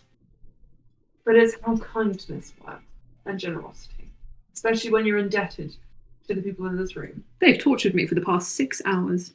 They read smut to you. You could have blocked your ears. Not from her. Her voice is grating, but it is not beyond your skill to tune it out. You've been very good at tuning out things people say to you in the past. Don't know what makes you say that. Really? I feel like you've, putting aside whether or not you might find reading out smut torturous, I feel like you, Karul, have probably suffered worse things. Even if that is torture, I think Karul just looks at you and he's like, Bluey, do you know what oviposition is? When you read Daniel's latest chapter, you will know. I can tell you more if you like. And then come back to me and say I haven't been tortured. Anyway. Sorry, pause 1 second. I need to look what that up. Don't look what that is. What is it called? Oh, what it? Dictionary, yeah. I've heard it, and I think I know what this is. Never mind. If you don't know what it is, don't look it up, guys. Don't. I think I've heard the definition. Don't before. look it up, Anna. Don't look it up. You'll get access to things you don't want. It's actually Taco's good out here. Dragonborns. I don't know if you would have thought of that. I'm just saying. Oh yes, no, I actually heard about that recently. Well, okay, look, Okay. I'll just send you an excerpt. No, we don't need you to, Daniel. Oh my god, you guys are all so boring and vanilla. You're just disgusting. Is it because like you can't do these things, and then it's sort of like, oh, imagine what you can do if it was like Really? this? Excuse me. I think you really heavily misunderstand me. I'm not. Look, kinky shit is really fun to write, but that's not me. I don't write the way I like to have sex. Not at all. That would be very weird. Oh, It's like playing okay. a character on stage. Actors don't write the way that they. Anyway, Can I leave? no. This is torture. Sorry, I don't read a lot, so like. I don't think they're being very kind to me. Just saying. Gerald says, "Somebody's at the door. Let me just." And he opens. You see Sarah sort of standing there, and he says, "Sorry, I know that you've already interrogated me, but I felt it was important for me to come in to represent Loran's side of things in all of this. I am certain he has kidnapped Ulster, but you have to understand, he went through a lot."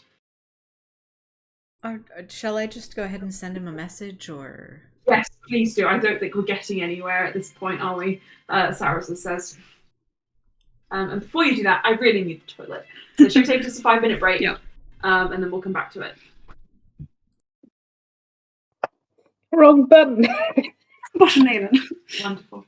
Right, so Slia, with all of this chaos going on around you, the threat of porn looming over you all, would you position porn, no less, guys. Would you please tell me what your message to Loran sounds like? Hello, Loran. It's been a little while. I was just calling to check in, and see how you and Ulster are doing. I believe Showan will be, born soon, and just wanted to see how y'all are. Your shop is. I'm gonna assume the shop is do we want to say that the shop is doing well, or roll me a intelligence check to sort of determine your business acumen, because you've never run a business before, Slia. Okay, well, I would like to cast a spell for this. Okay. I'm sure Verinia would have told Sarah as well. Yeah. Yes. Like working but together. There's also a lot of things to do. There's lots of children to care for, Timmons to rehome. Timmons to rehome. Is it just a general intelligence check, or? Yes. Okay, can I have a cheeky guidance for it? Yeah.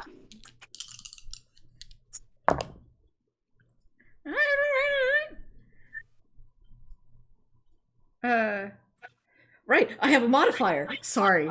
This is my character that has an intelligence modifier. Yes. Okay. Nice. I like the goofy laughs. 19. 19. Look, in the grand scheme of your guys' role capabilities, that's not as high as it could have been, but it's also not as low as it could have been. I only have a +2 to intelligence, so... It's been doing fairly well. Your shop is doing fairly well. Steady business. Okay. So, Slia, as you send that off, you do find that you hit what you can only associate as like a mental like noise wall, where your message kind of just gets absorbed into this like kind of like wall of like just like muffled noise, and you know for a fact your message hasn't gone through. Either it's not strong enough, it's not loud enough, or something's preventing it from passing through to the Feywild. And Cruel twiddles his ring. Yeah. We might need a little bit of a power boost. It's not getting through. Pity, if only you knew someone who was willing and able to do that for you. Oh, if only. So just grins at him. Are you offering? Oh, right, yeah, cool. Sorry, yeah.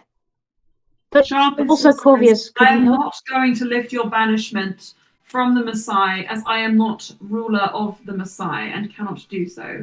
Pretty sure Ulster would, considering I fixed his broken mind. Remember that, guys? Come on, give me some backup here. Lucas says, though I am co-ruler of the Maasai, I am not going to undermine Ulster's initial proclamation, nor his father's. If he wanted you here, he would have lifted the banishment before he left. I don't think he had a chance to do much before he left. That is correct. Saraza puts up his hand and says, I will have it known that Ulster went willingly with Loran in the first instance. Consent can be withdrawn at any time. It's true. Yeah, well, yes, I know. Everybody here knows that. And That's like one- unbanishment can be withdrawn if Ulster disagrees. But Lucas, you are the only one here who is in charge, so please take charge. How are you going to find Ulster without me? It's true. Well, I mean, there is, I suppose, Corvius and the Chronologica, but that would take a lot more time. And risky. Indeed. Lucas says,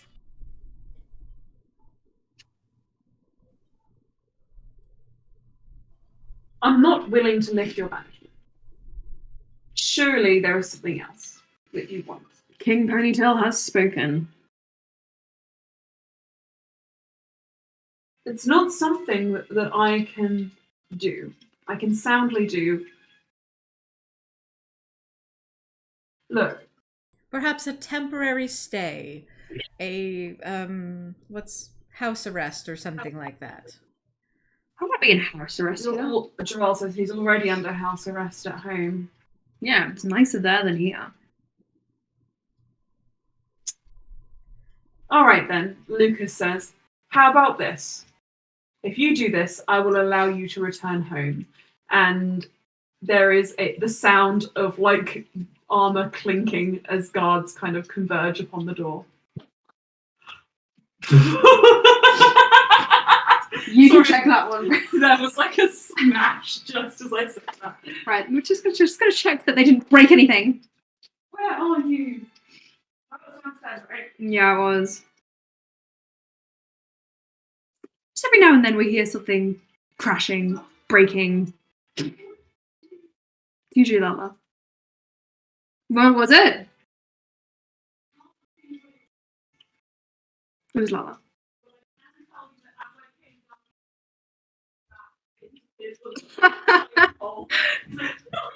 It wasn't me. Lala ran away. Was like, no, didn't do anything. Not me. Good boy. Such is the life of a cat owner. Who made that sound? Lala. Lala. Usually Lala. Okay, Cruel will lift up his hands.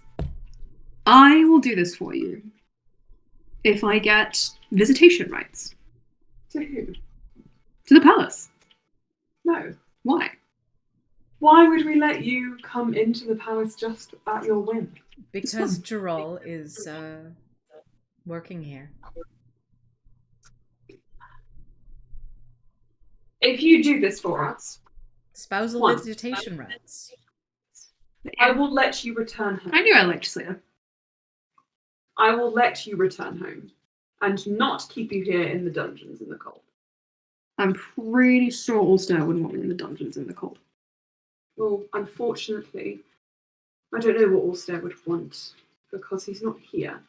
Though I can recall the last time you were in this castle, you were kept, that's right, in the dungeons. No, that wasn't me, actually. It was you. No. It was your soul fragment. Maybe it didn't have a body, but most of the time it was down there. Except for the times, of course, you were possessing someone else's body. I already told you about that. No, I was there. No, yeah. I forget. You know, you have one of those faces. Number 2, not only will I let you return home to live in comfort, unaccosted by us, if Ulster agrees once he returns, it is as Sleer says, I will allow you 1 spousal visit per month. And it has to be confirmed by Ulster, sent to us in writing beforehand, so that we are aware you are coming and under escort at all times. Is he always this boring? Daniel says, well, not always. Did not want to know that. There's a You lot did of things he's ask. done. So many things I could tell you. Alright. I'm going to place my bets that Ulster will let me back, because he is not as scared of me as you all seem to be. Although I do appreciate it. It does wonders for my ego. Ron's like, not a type priestess ego anymore. It's over 9,000! Right, well, Sarah says, that sounds good enough for now, right, everyone? I'm sure Sarah would like me to visit. Somewhere outside, Kev cries. That was uncalled for. I'll admit, you two have certainly grown on me as people. And he looks at Lucas. I would trust them somewhat, especially Joel, to... He's killed more people than I have. Can I just Under point your that heart. out? I would trust them. You commit one genocide and everyone hates you. I think there's a beat of silence. Lucas just says, it would be good of you to contact Luran now. Okay. Okay, so what do you say to Luran? I will channel magic through the Painite to message Loran. Loran, game on to Hain. They are going to mark Ulster as missing. It would probably be good for you to give an update. Cool. Okay. Lucas just kind of like sinks to the floor and just says, into one of the chairs and just says, it wasn't that hard. No, it wasn't, was it? Anyone. And I got all of that in writing, didn't I, Droll? Droll has a pen in his hand. Yes. Visits. Yes. He's very useful. Thanks. That was a compliment.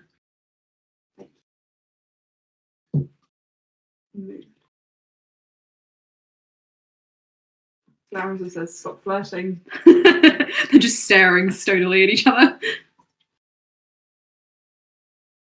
Can everybody else here now feel at ease to return should they wish to?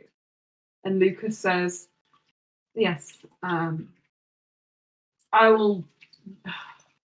Sharpistol and I will head to the teleportation circle and see all of them, just in case there are any grievances.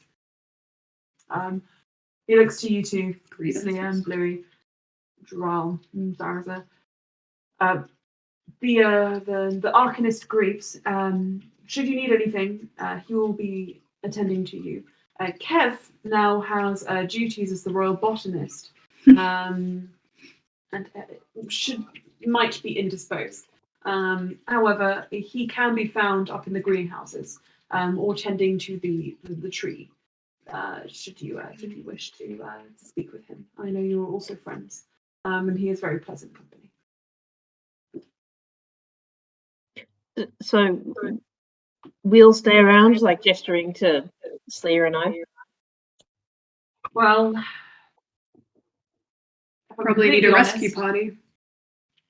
Yes. You two, Saraza, Joral, I'm sorry, but I will need you to stay here to watch over. Anyway. Yes, rescue party.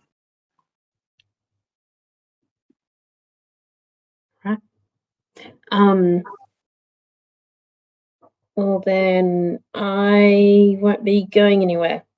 Although Bluey does make a move to exit the room because she does want to kind of greet and also say goodbye to everyone there outside. Yeah. If there are any specific people you wish to speak to or see if they are there, that is entirely possible. But as you guys leave, I will say, during this entire conversation, Carol would have occasionally been making comments to Dural in Undercommon, Oh yeah. which Slia could have 100% understood. And at first he acts like he doesn't think she can, and then he just looks over at her and winks. What do you say to him? Oh, it's R18. You don't want to know. Understood. He's being very, very derisive. Good. Well, if it's spicy, like Carol probably sees Slia's ears turn a little violet, and she pretends like she cannot understand what's going on. He's been making some very salacious comments about Saraza. Yep. I think you learned secrets you didn't want to know. Slia's just staring at the floor, pretending she can't hear this. You're right. Saraza, unawares, says, right, speaking of pleasant company, I'm going to go and usher everyone else out as well, and then perhaps Kev will want to organise a dinner. Sure. That sounds good. Also, just to clarify, Saraza. out of character, was Carol coming with as well? No. Okay. Okay. But Slia, I will text you a piece of information that you can use or not use. That is canon that Emma and I have discussed. Oh no. my. This Oh quickly? my. Yeah. 3 months? Yeah. It's fine. I think it's funny. Okay. Blue would just say to Saraza, also, Saraza, good to see you. Like a proper sort of. He will give her a big hug and say, well, if you like, whilst we're waiting for that reply, do you want to come and catch up with Kev with me? There you go, Aelin. You have a very naughty secret now. You can choose to share or not share.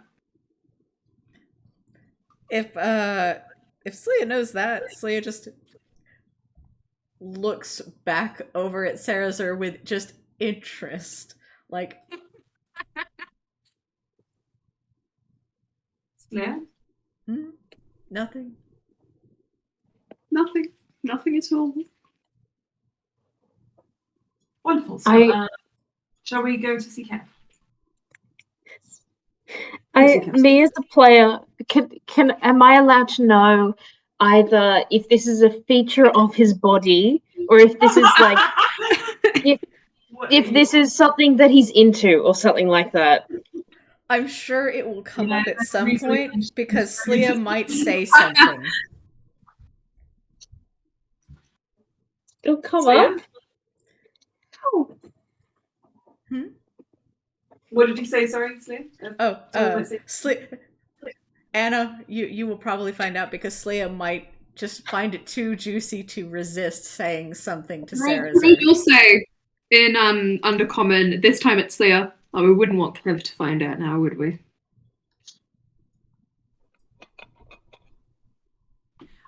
You three walk off, and Saraza looks around and just says, "Gosh, so many people to greet again. I see Lorella is already gone. Paris is getting in so much trouble. Wonderful. I wonder why that would be. Perhaps. Yeah, it is weird how she's. I think Blue would want to like check that if some people have already left, because if it's just the case that she's trying to make herself scarce, or if she's just slowly making her way, then like I guess you can split it off if you like. Yes. So if you were to kind of just take a walk around the room to see who is still there, most people haven't left. But Neff and Lorella have started making their way towards the teleportation circle with Greaves. And you do hear Lorella sort of like talking with him. And she just says, "Now, my good sir, I do want to, when Ulster does return, speak with him as, you see, we have so much now that we do not need because of how we abdicated and all this. And I do believe that Well, perhaps we should thank him somehow. Perhaps he wants some sort of. We have diamond stores, you see, for resurrection and medical purposes. Those can be useful. I don't know if you have many of those, but if you wish to have them, they are all yours. We do not have much need for them in the family anymore. And the Greaves is like, well, we are quite a wealthy nation where it's, character, heart, steadiness. So you see, as someone who's been present and full frontal in the Maasai for quite some time, I was there at the King's trials, I was in the crowds. Yes, I'm quite. Oh yeah, I remember you. Louis, if you want to speak to her, you could catch up. Neff is also at her heels, just kind of like la la la la la la. I would like to. I don't know if Neff has been contactable, considering that like she had soul issues. That and also she hasn't got you at all. Okay. I think Blue would, sort of just like catch her up on stuff, and also be like, "Hello, Lorella." Yeah. Okay. You tap her on the shoulder, and she turns around. And she's like, "Hello." Oh wait, that's my voice. Hello. It's good to meet you. Oh no! Hang on, you don't know who I am? Wait, Lorella. Sorry, The moment she hears your voice, she turns around and is like, "Ah." Oh. I was hoping to avoid this.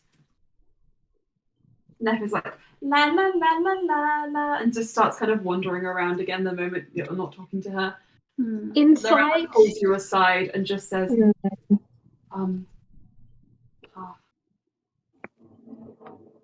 Louis, it is good to see you again, and I'm really sorry for rushing out. I did not want to overwhelm Neff, but I did not want to spurn the invitation just in case Ulster was here or returning today. Neff, are you aware of where Neff has been the last a few months ago? You could sort of say soul searching in a joking way, but that doesn't seem like the time to make a joke. Sorry. Well, she was exactly that in the astral sea, and part of her still remains there. She's lost a lot of her memories. From what I understand, after consulting specialists, when it comes to the astral sea, anchors are really what pull you back to the material plane, and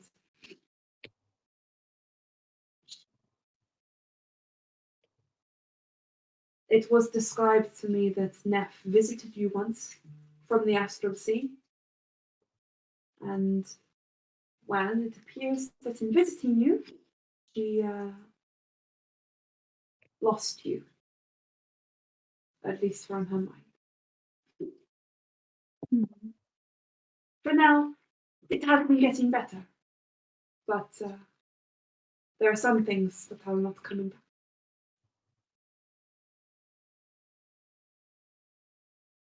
back.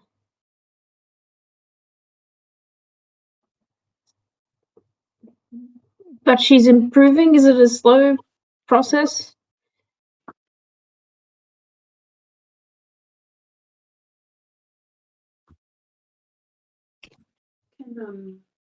You could say that.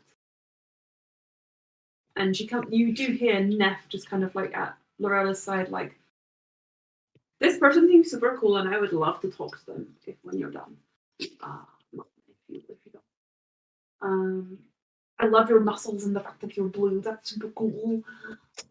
But as Neff is speaking, you look at her, you get a better look, and she does look a little absent. Specifically, there are sort of like where the color in her irises are. It is sort of like desaturated and almost flaking off. now. Although she did always have very pale eyes, similar to Daniel. It's quite obvious still. Did she remember Daniel? And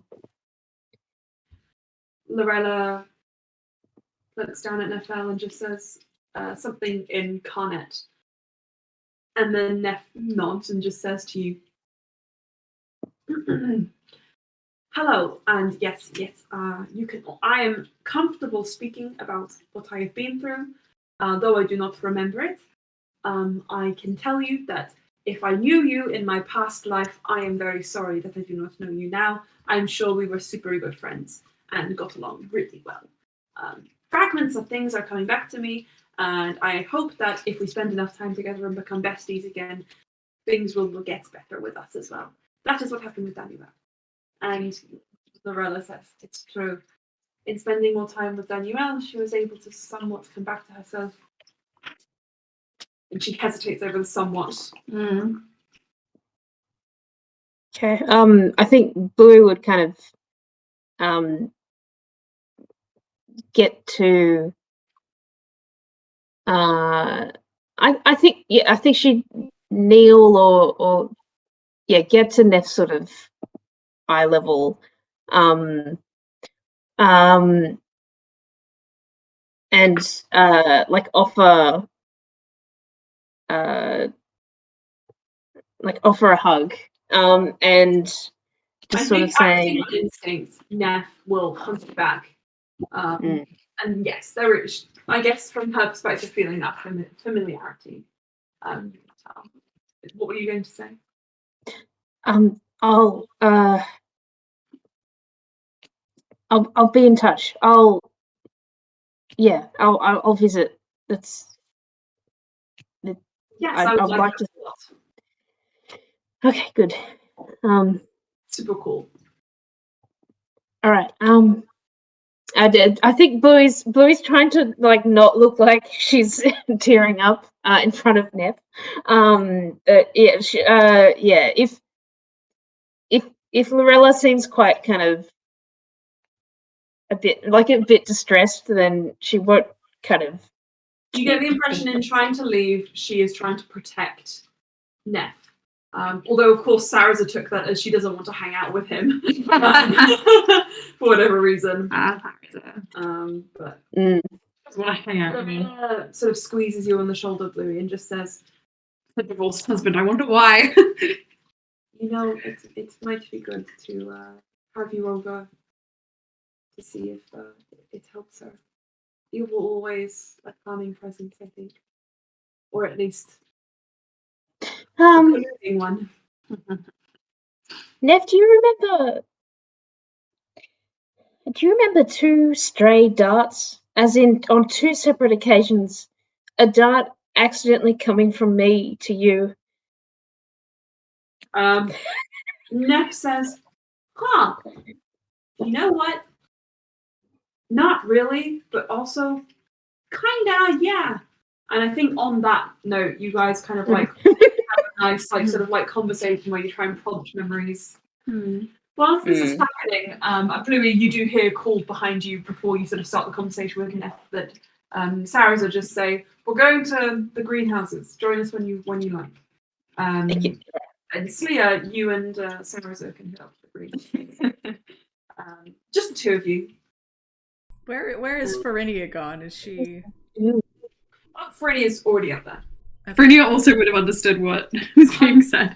100%. Farinia and Icy, once they realised they were not involved, I think you would have gotten a message from Alfred Wickleshift telling you that they were already up in the greenhouses, just relaxing and hanging out amongst the plants, perusing a few of Danielle's, favourite novels that she's written. It's very spicy, very spicy. So Icy is scandalised. She's like, you can do what? What? So yeah, Sarahza kind of says, it's a shame Lorella didn't stick around, but considering our history, I guess that makes some sense, although we ended things amicably. Have you been making history with anybody else?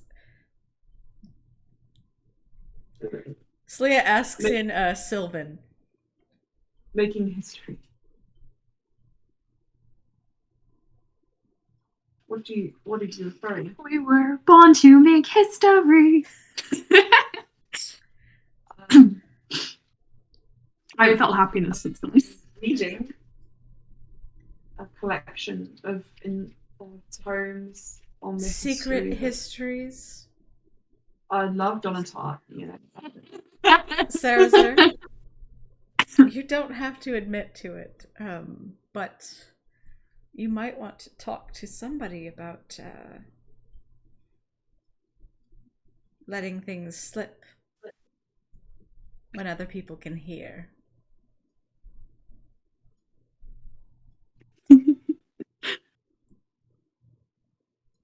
What you do in your own personal time is none of my business, except for when I get over here. The shoulders and wheels you around the corner. Slia, you cannot tell the rat. It was a moment of weakness. You don't know what happened. Please, I'm begging you. Slia, you know it was several moments of weakness.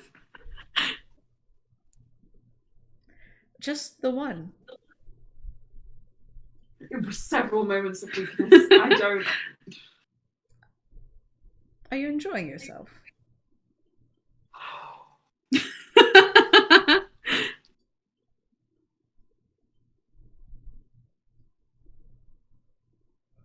It's not. Look, let me explain, because I don't want you to think that I'm a terrible person. She just pats him on the shoulder. Oh, good for you. Oh God. Okay, maybe I am a terrible person, but let me explain further. I promise I can. Do you really need to explain yourself? I mean, I suppose that people find them, you know, in that way. I feel like if we continue down this path, we're going to get to uncomfortable territory very fast. I instead would like to address a separate issue, which is I understand and I know that Kev has feelings for me. Are you in a committed relationship with Kev yet? No, that's the thing. Okay, then I don't really see the problem here. It's separate, you know, until you make it a thing.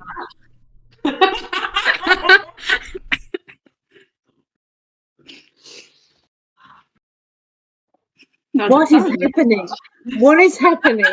What to read between the lines, Slia is like, hey, Karul mentioned that y'all been borking or something. But you're all involved. Yes. Oh, guys, do we really need this? Yes, we do. Yes, Like I we said, this was gonna come up. If Slia had it in a lone moment with Sarazar. No, speak of this. It happened, and you will not say anything else. She's faking embarrassment. I'm just trying to think about how I can convey this narrative. Is Emma having embarrassment, or just feeling Sarazar's embarrassment so strongly? This is very different. No, gosh. So Sarazar says, "Look, I just." You needed something to, I don't know, break back into things. Lorella and I weren't involved in that way. It was a platonic situation, and that's what I wanted. But what I want is different with different people. That's how I work, and this one kind of just hit me like a flying carpet. That's so confused. I was torn because do you have feelings for Kev? Do you want certain things with him? I think I do, but the thing is,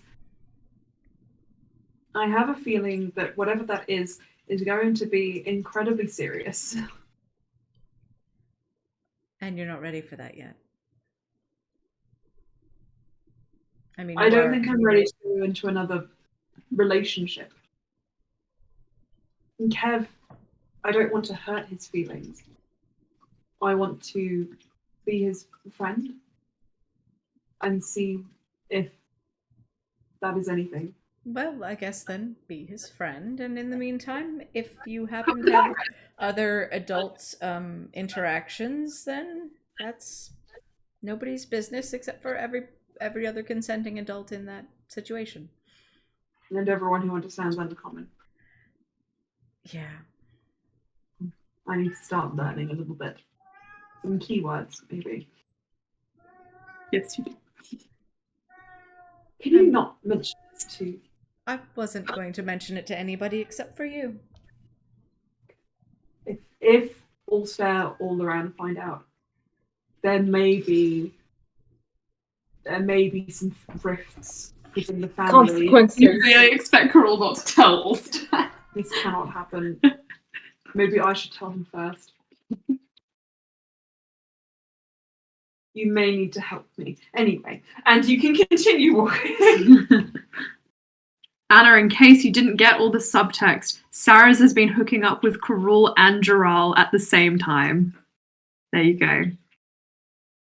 Hope you enjoyed that. I really... Okay. Wonderful. There is a Development. partially written fic of it. You guys are living in... We chickened out. I didn't. I was happy to write more. You stopped. Yeah, just something. It felt like it was crossing a line. Now, let me just take us somewhere else for a moment. Somewhere with less subtext and more overt knowledge. We're going to go somewhere we don't often go, to the Loran POV. As you send that message, Loran is currently standing in a heavily wooded area in the Feywild, where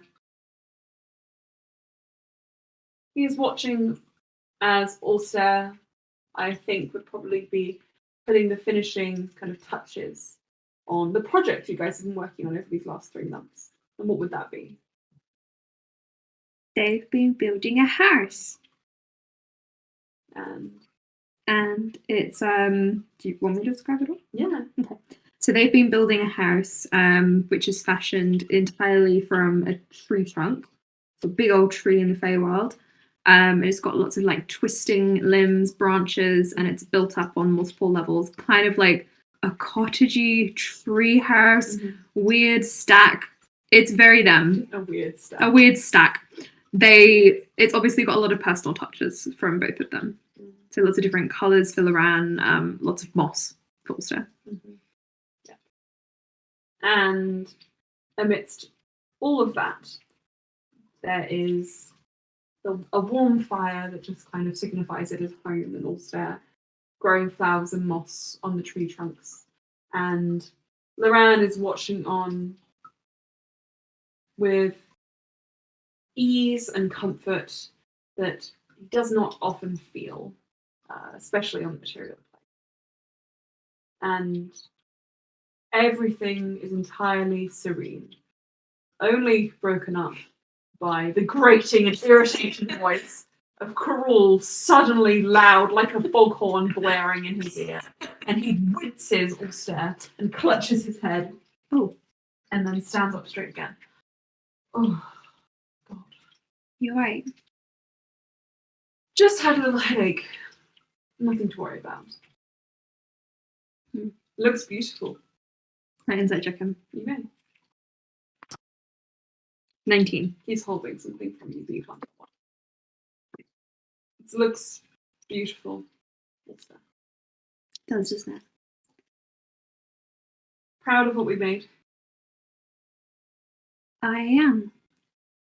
But are you going to tell me? Tell you what. You haven't been particularly forthcoming over the last few days, weeks. Kind of lost count.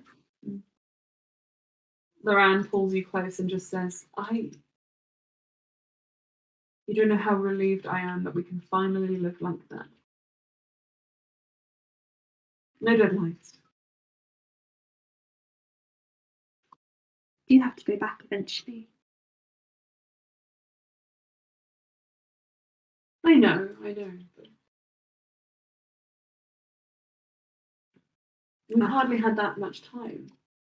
After a month, they'll start to look for me. I know. But let's have a month. At least that month. Okay. And he gives you a kiss. Hannah's like, also will kiss him back, but he's just like, Are you uncomfortable? no, but he kind of looks around. We'll see how long. I trust you.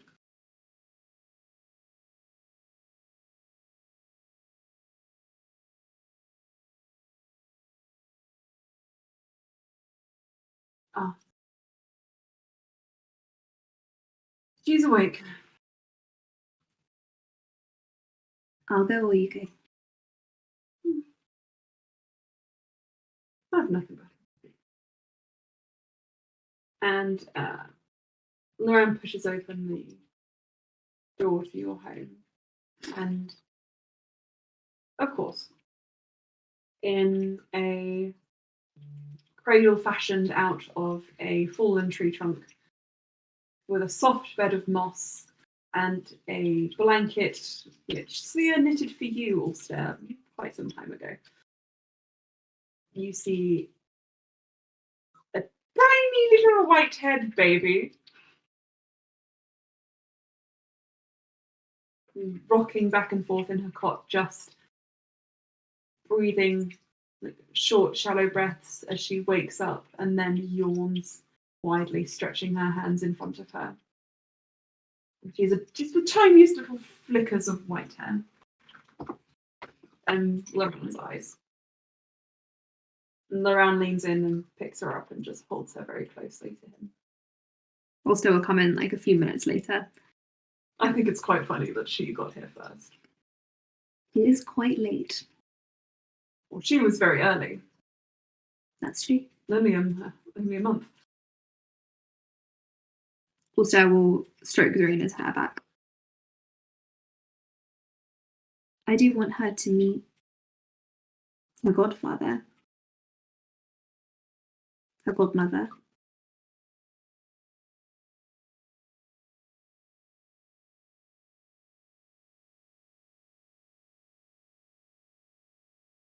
Loran goes and sits down on a sofa and just says, "Sit with me for a moment." Also will. Are you hungry? Not particularly, but is it that time already? I have some bread, cake, That'll do. and with a flick of his wrist, it's there. Also goes for the bread first. It tastes delicious, but it doesn't really satisfy you. And Loran watches you whilst you eat. And he just holds Zarina, the baby Zarina, to his neck. And her skin kind of glows with the contact. You can tell she is also being fed in her own way. It's good. Thank you. You know, I had the funniest dream the other day. About what? Well, Showon was born, and he came out fully formed, looking exactly like the spitting image of me. Challenged me to a duel. You had any dreams lately? Nightmares?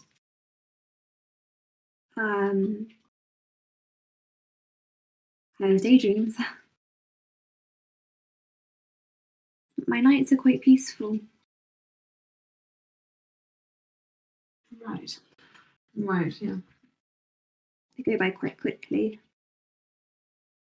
I suppose it must be the fact that I am more léger than I thought.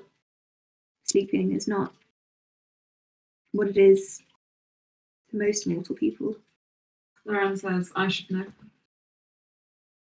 I sleep for fun, not for necessity. But I will say, I still dream. Most Fae do. Maybe I just don't remember mine. Maybe that's a good thing.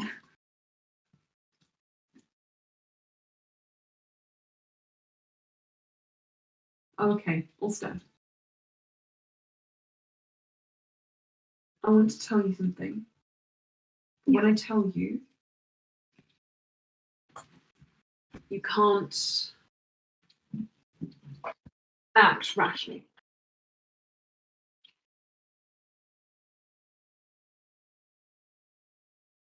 It's already been a month.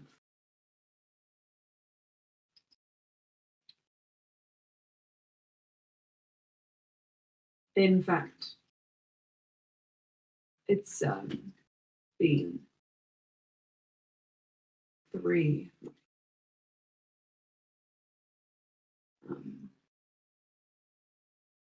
So that's what you were keeping from me. Zarina wasn't early. It was a little bit early, but not quite so.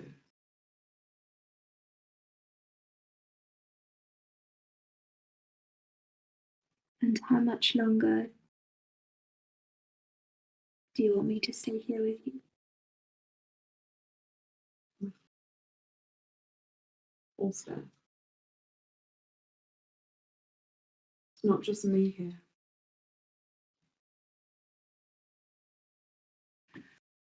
Iran, I have to go back. You can come too. You don't have to do anything. Also kind of sits back in the couch and he doesn't seem particularly emotional about the whole thing. He just seems to be calculating. If it's been 3 months, then they'll already be starting the searches. People will be in danger. Karul just messaged me. To say what?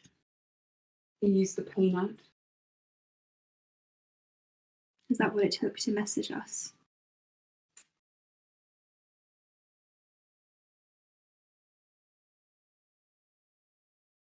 The Sealy court have been cautious.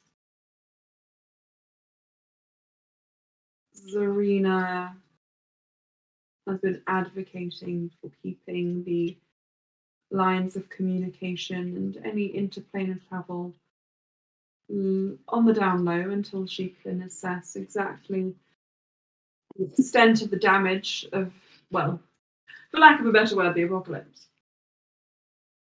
But I also may have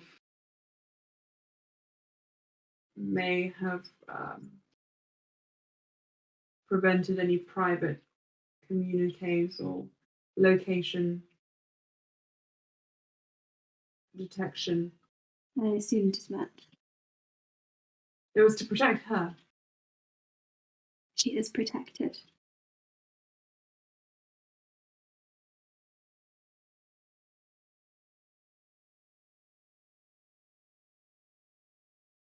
Between us, do you really think anyone would get through?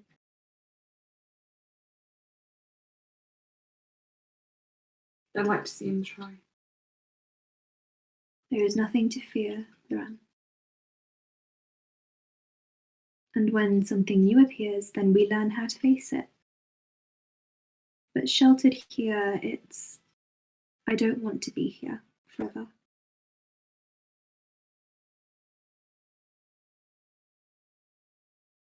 It's not something new, I fear.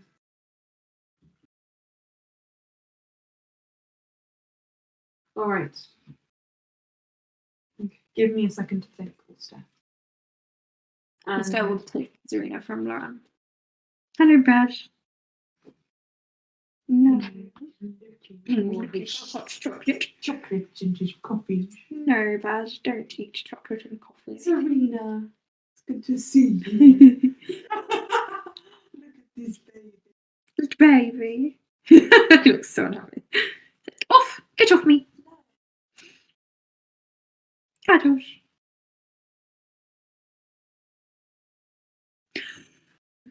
Also, I think this might be the first time I've ever really like gotten a look at his paws. They're huge. Yeah, he's massive. Yeah, he's gonna grow into He's those so big. paws. Ragdolls are huge, guys. And he's a big ragdoll. He's bigger than Rocky. Yeah. He's what, 5 pounds? Almost 5 kilos. 5 kilos, sorry. He's 5 kilos. What? Oh, wow. That's Lala. almost as big as Kay, who is 6 kilos. Lala Wow. is He's a big cat. 3.3 last time. Lala's teeny tiny. Lala's so Wow. small. And what's funny is they obviously have the same diet, The same lifestyle. same lifestyle. Baz just big. Anyway, you take Zarina from the round and she pulls at your hair, Ulster, and puts a bit of it in her mouth. Also, will loop some of his hair over for her to play with. She loves it. He kind of folds it over her head. One day you will look like this. She looks up at you and she touches your cheek. And then she face. But after He kind of wraps her in his hair. a moment or so, you see her face begin to sort of scrunch and she wriggles. Just sort of staring at you. And you realise you've been staring at her without blinking. And she starts to cry. Hold on. Also, will put her gently down. And then he will. I think he'd actually use one of his spells to transform partially. Not into a scary beast, but he would cover himself and transform slightly. So he could kind of wrap her up and keep her warm. That's horrifying. As Yeah. an image. But it's Ulster. I imagine you kind of look like the wolf from the Wolf's Yeah. Secret a little bit. Yeah. Like a little bit angular. You kind of you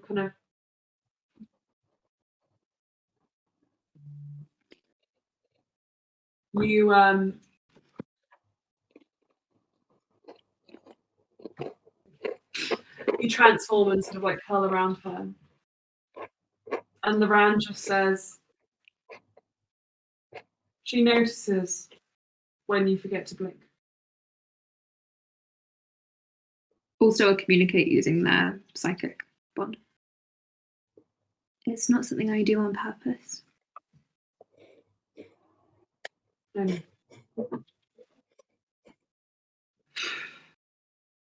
he stands up. I'll tell them we're coming. Thank you.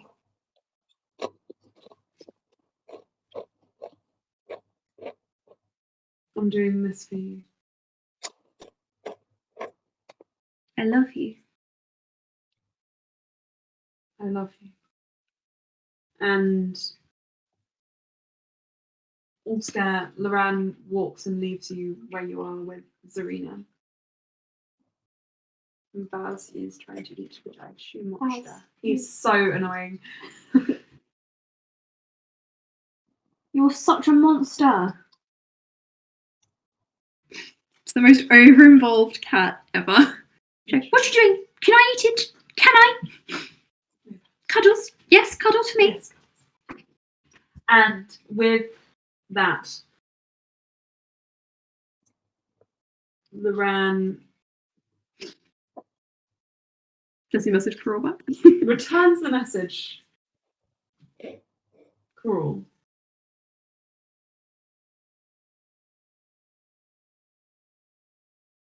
You hear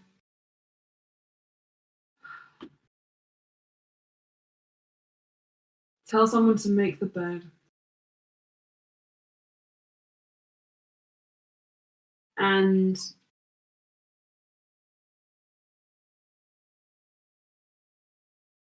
I think,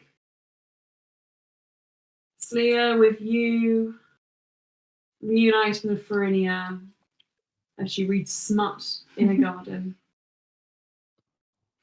Kev kind of like tidying up the roses. Bluey, you joining them there.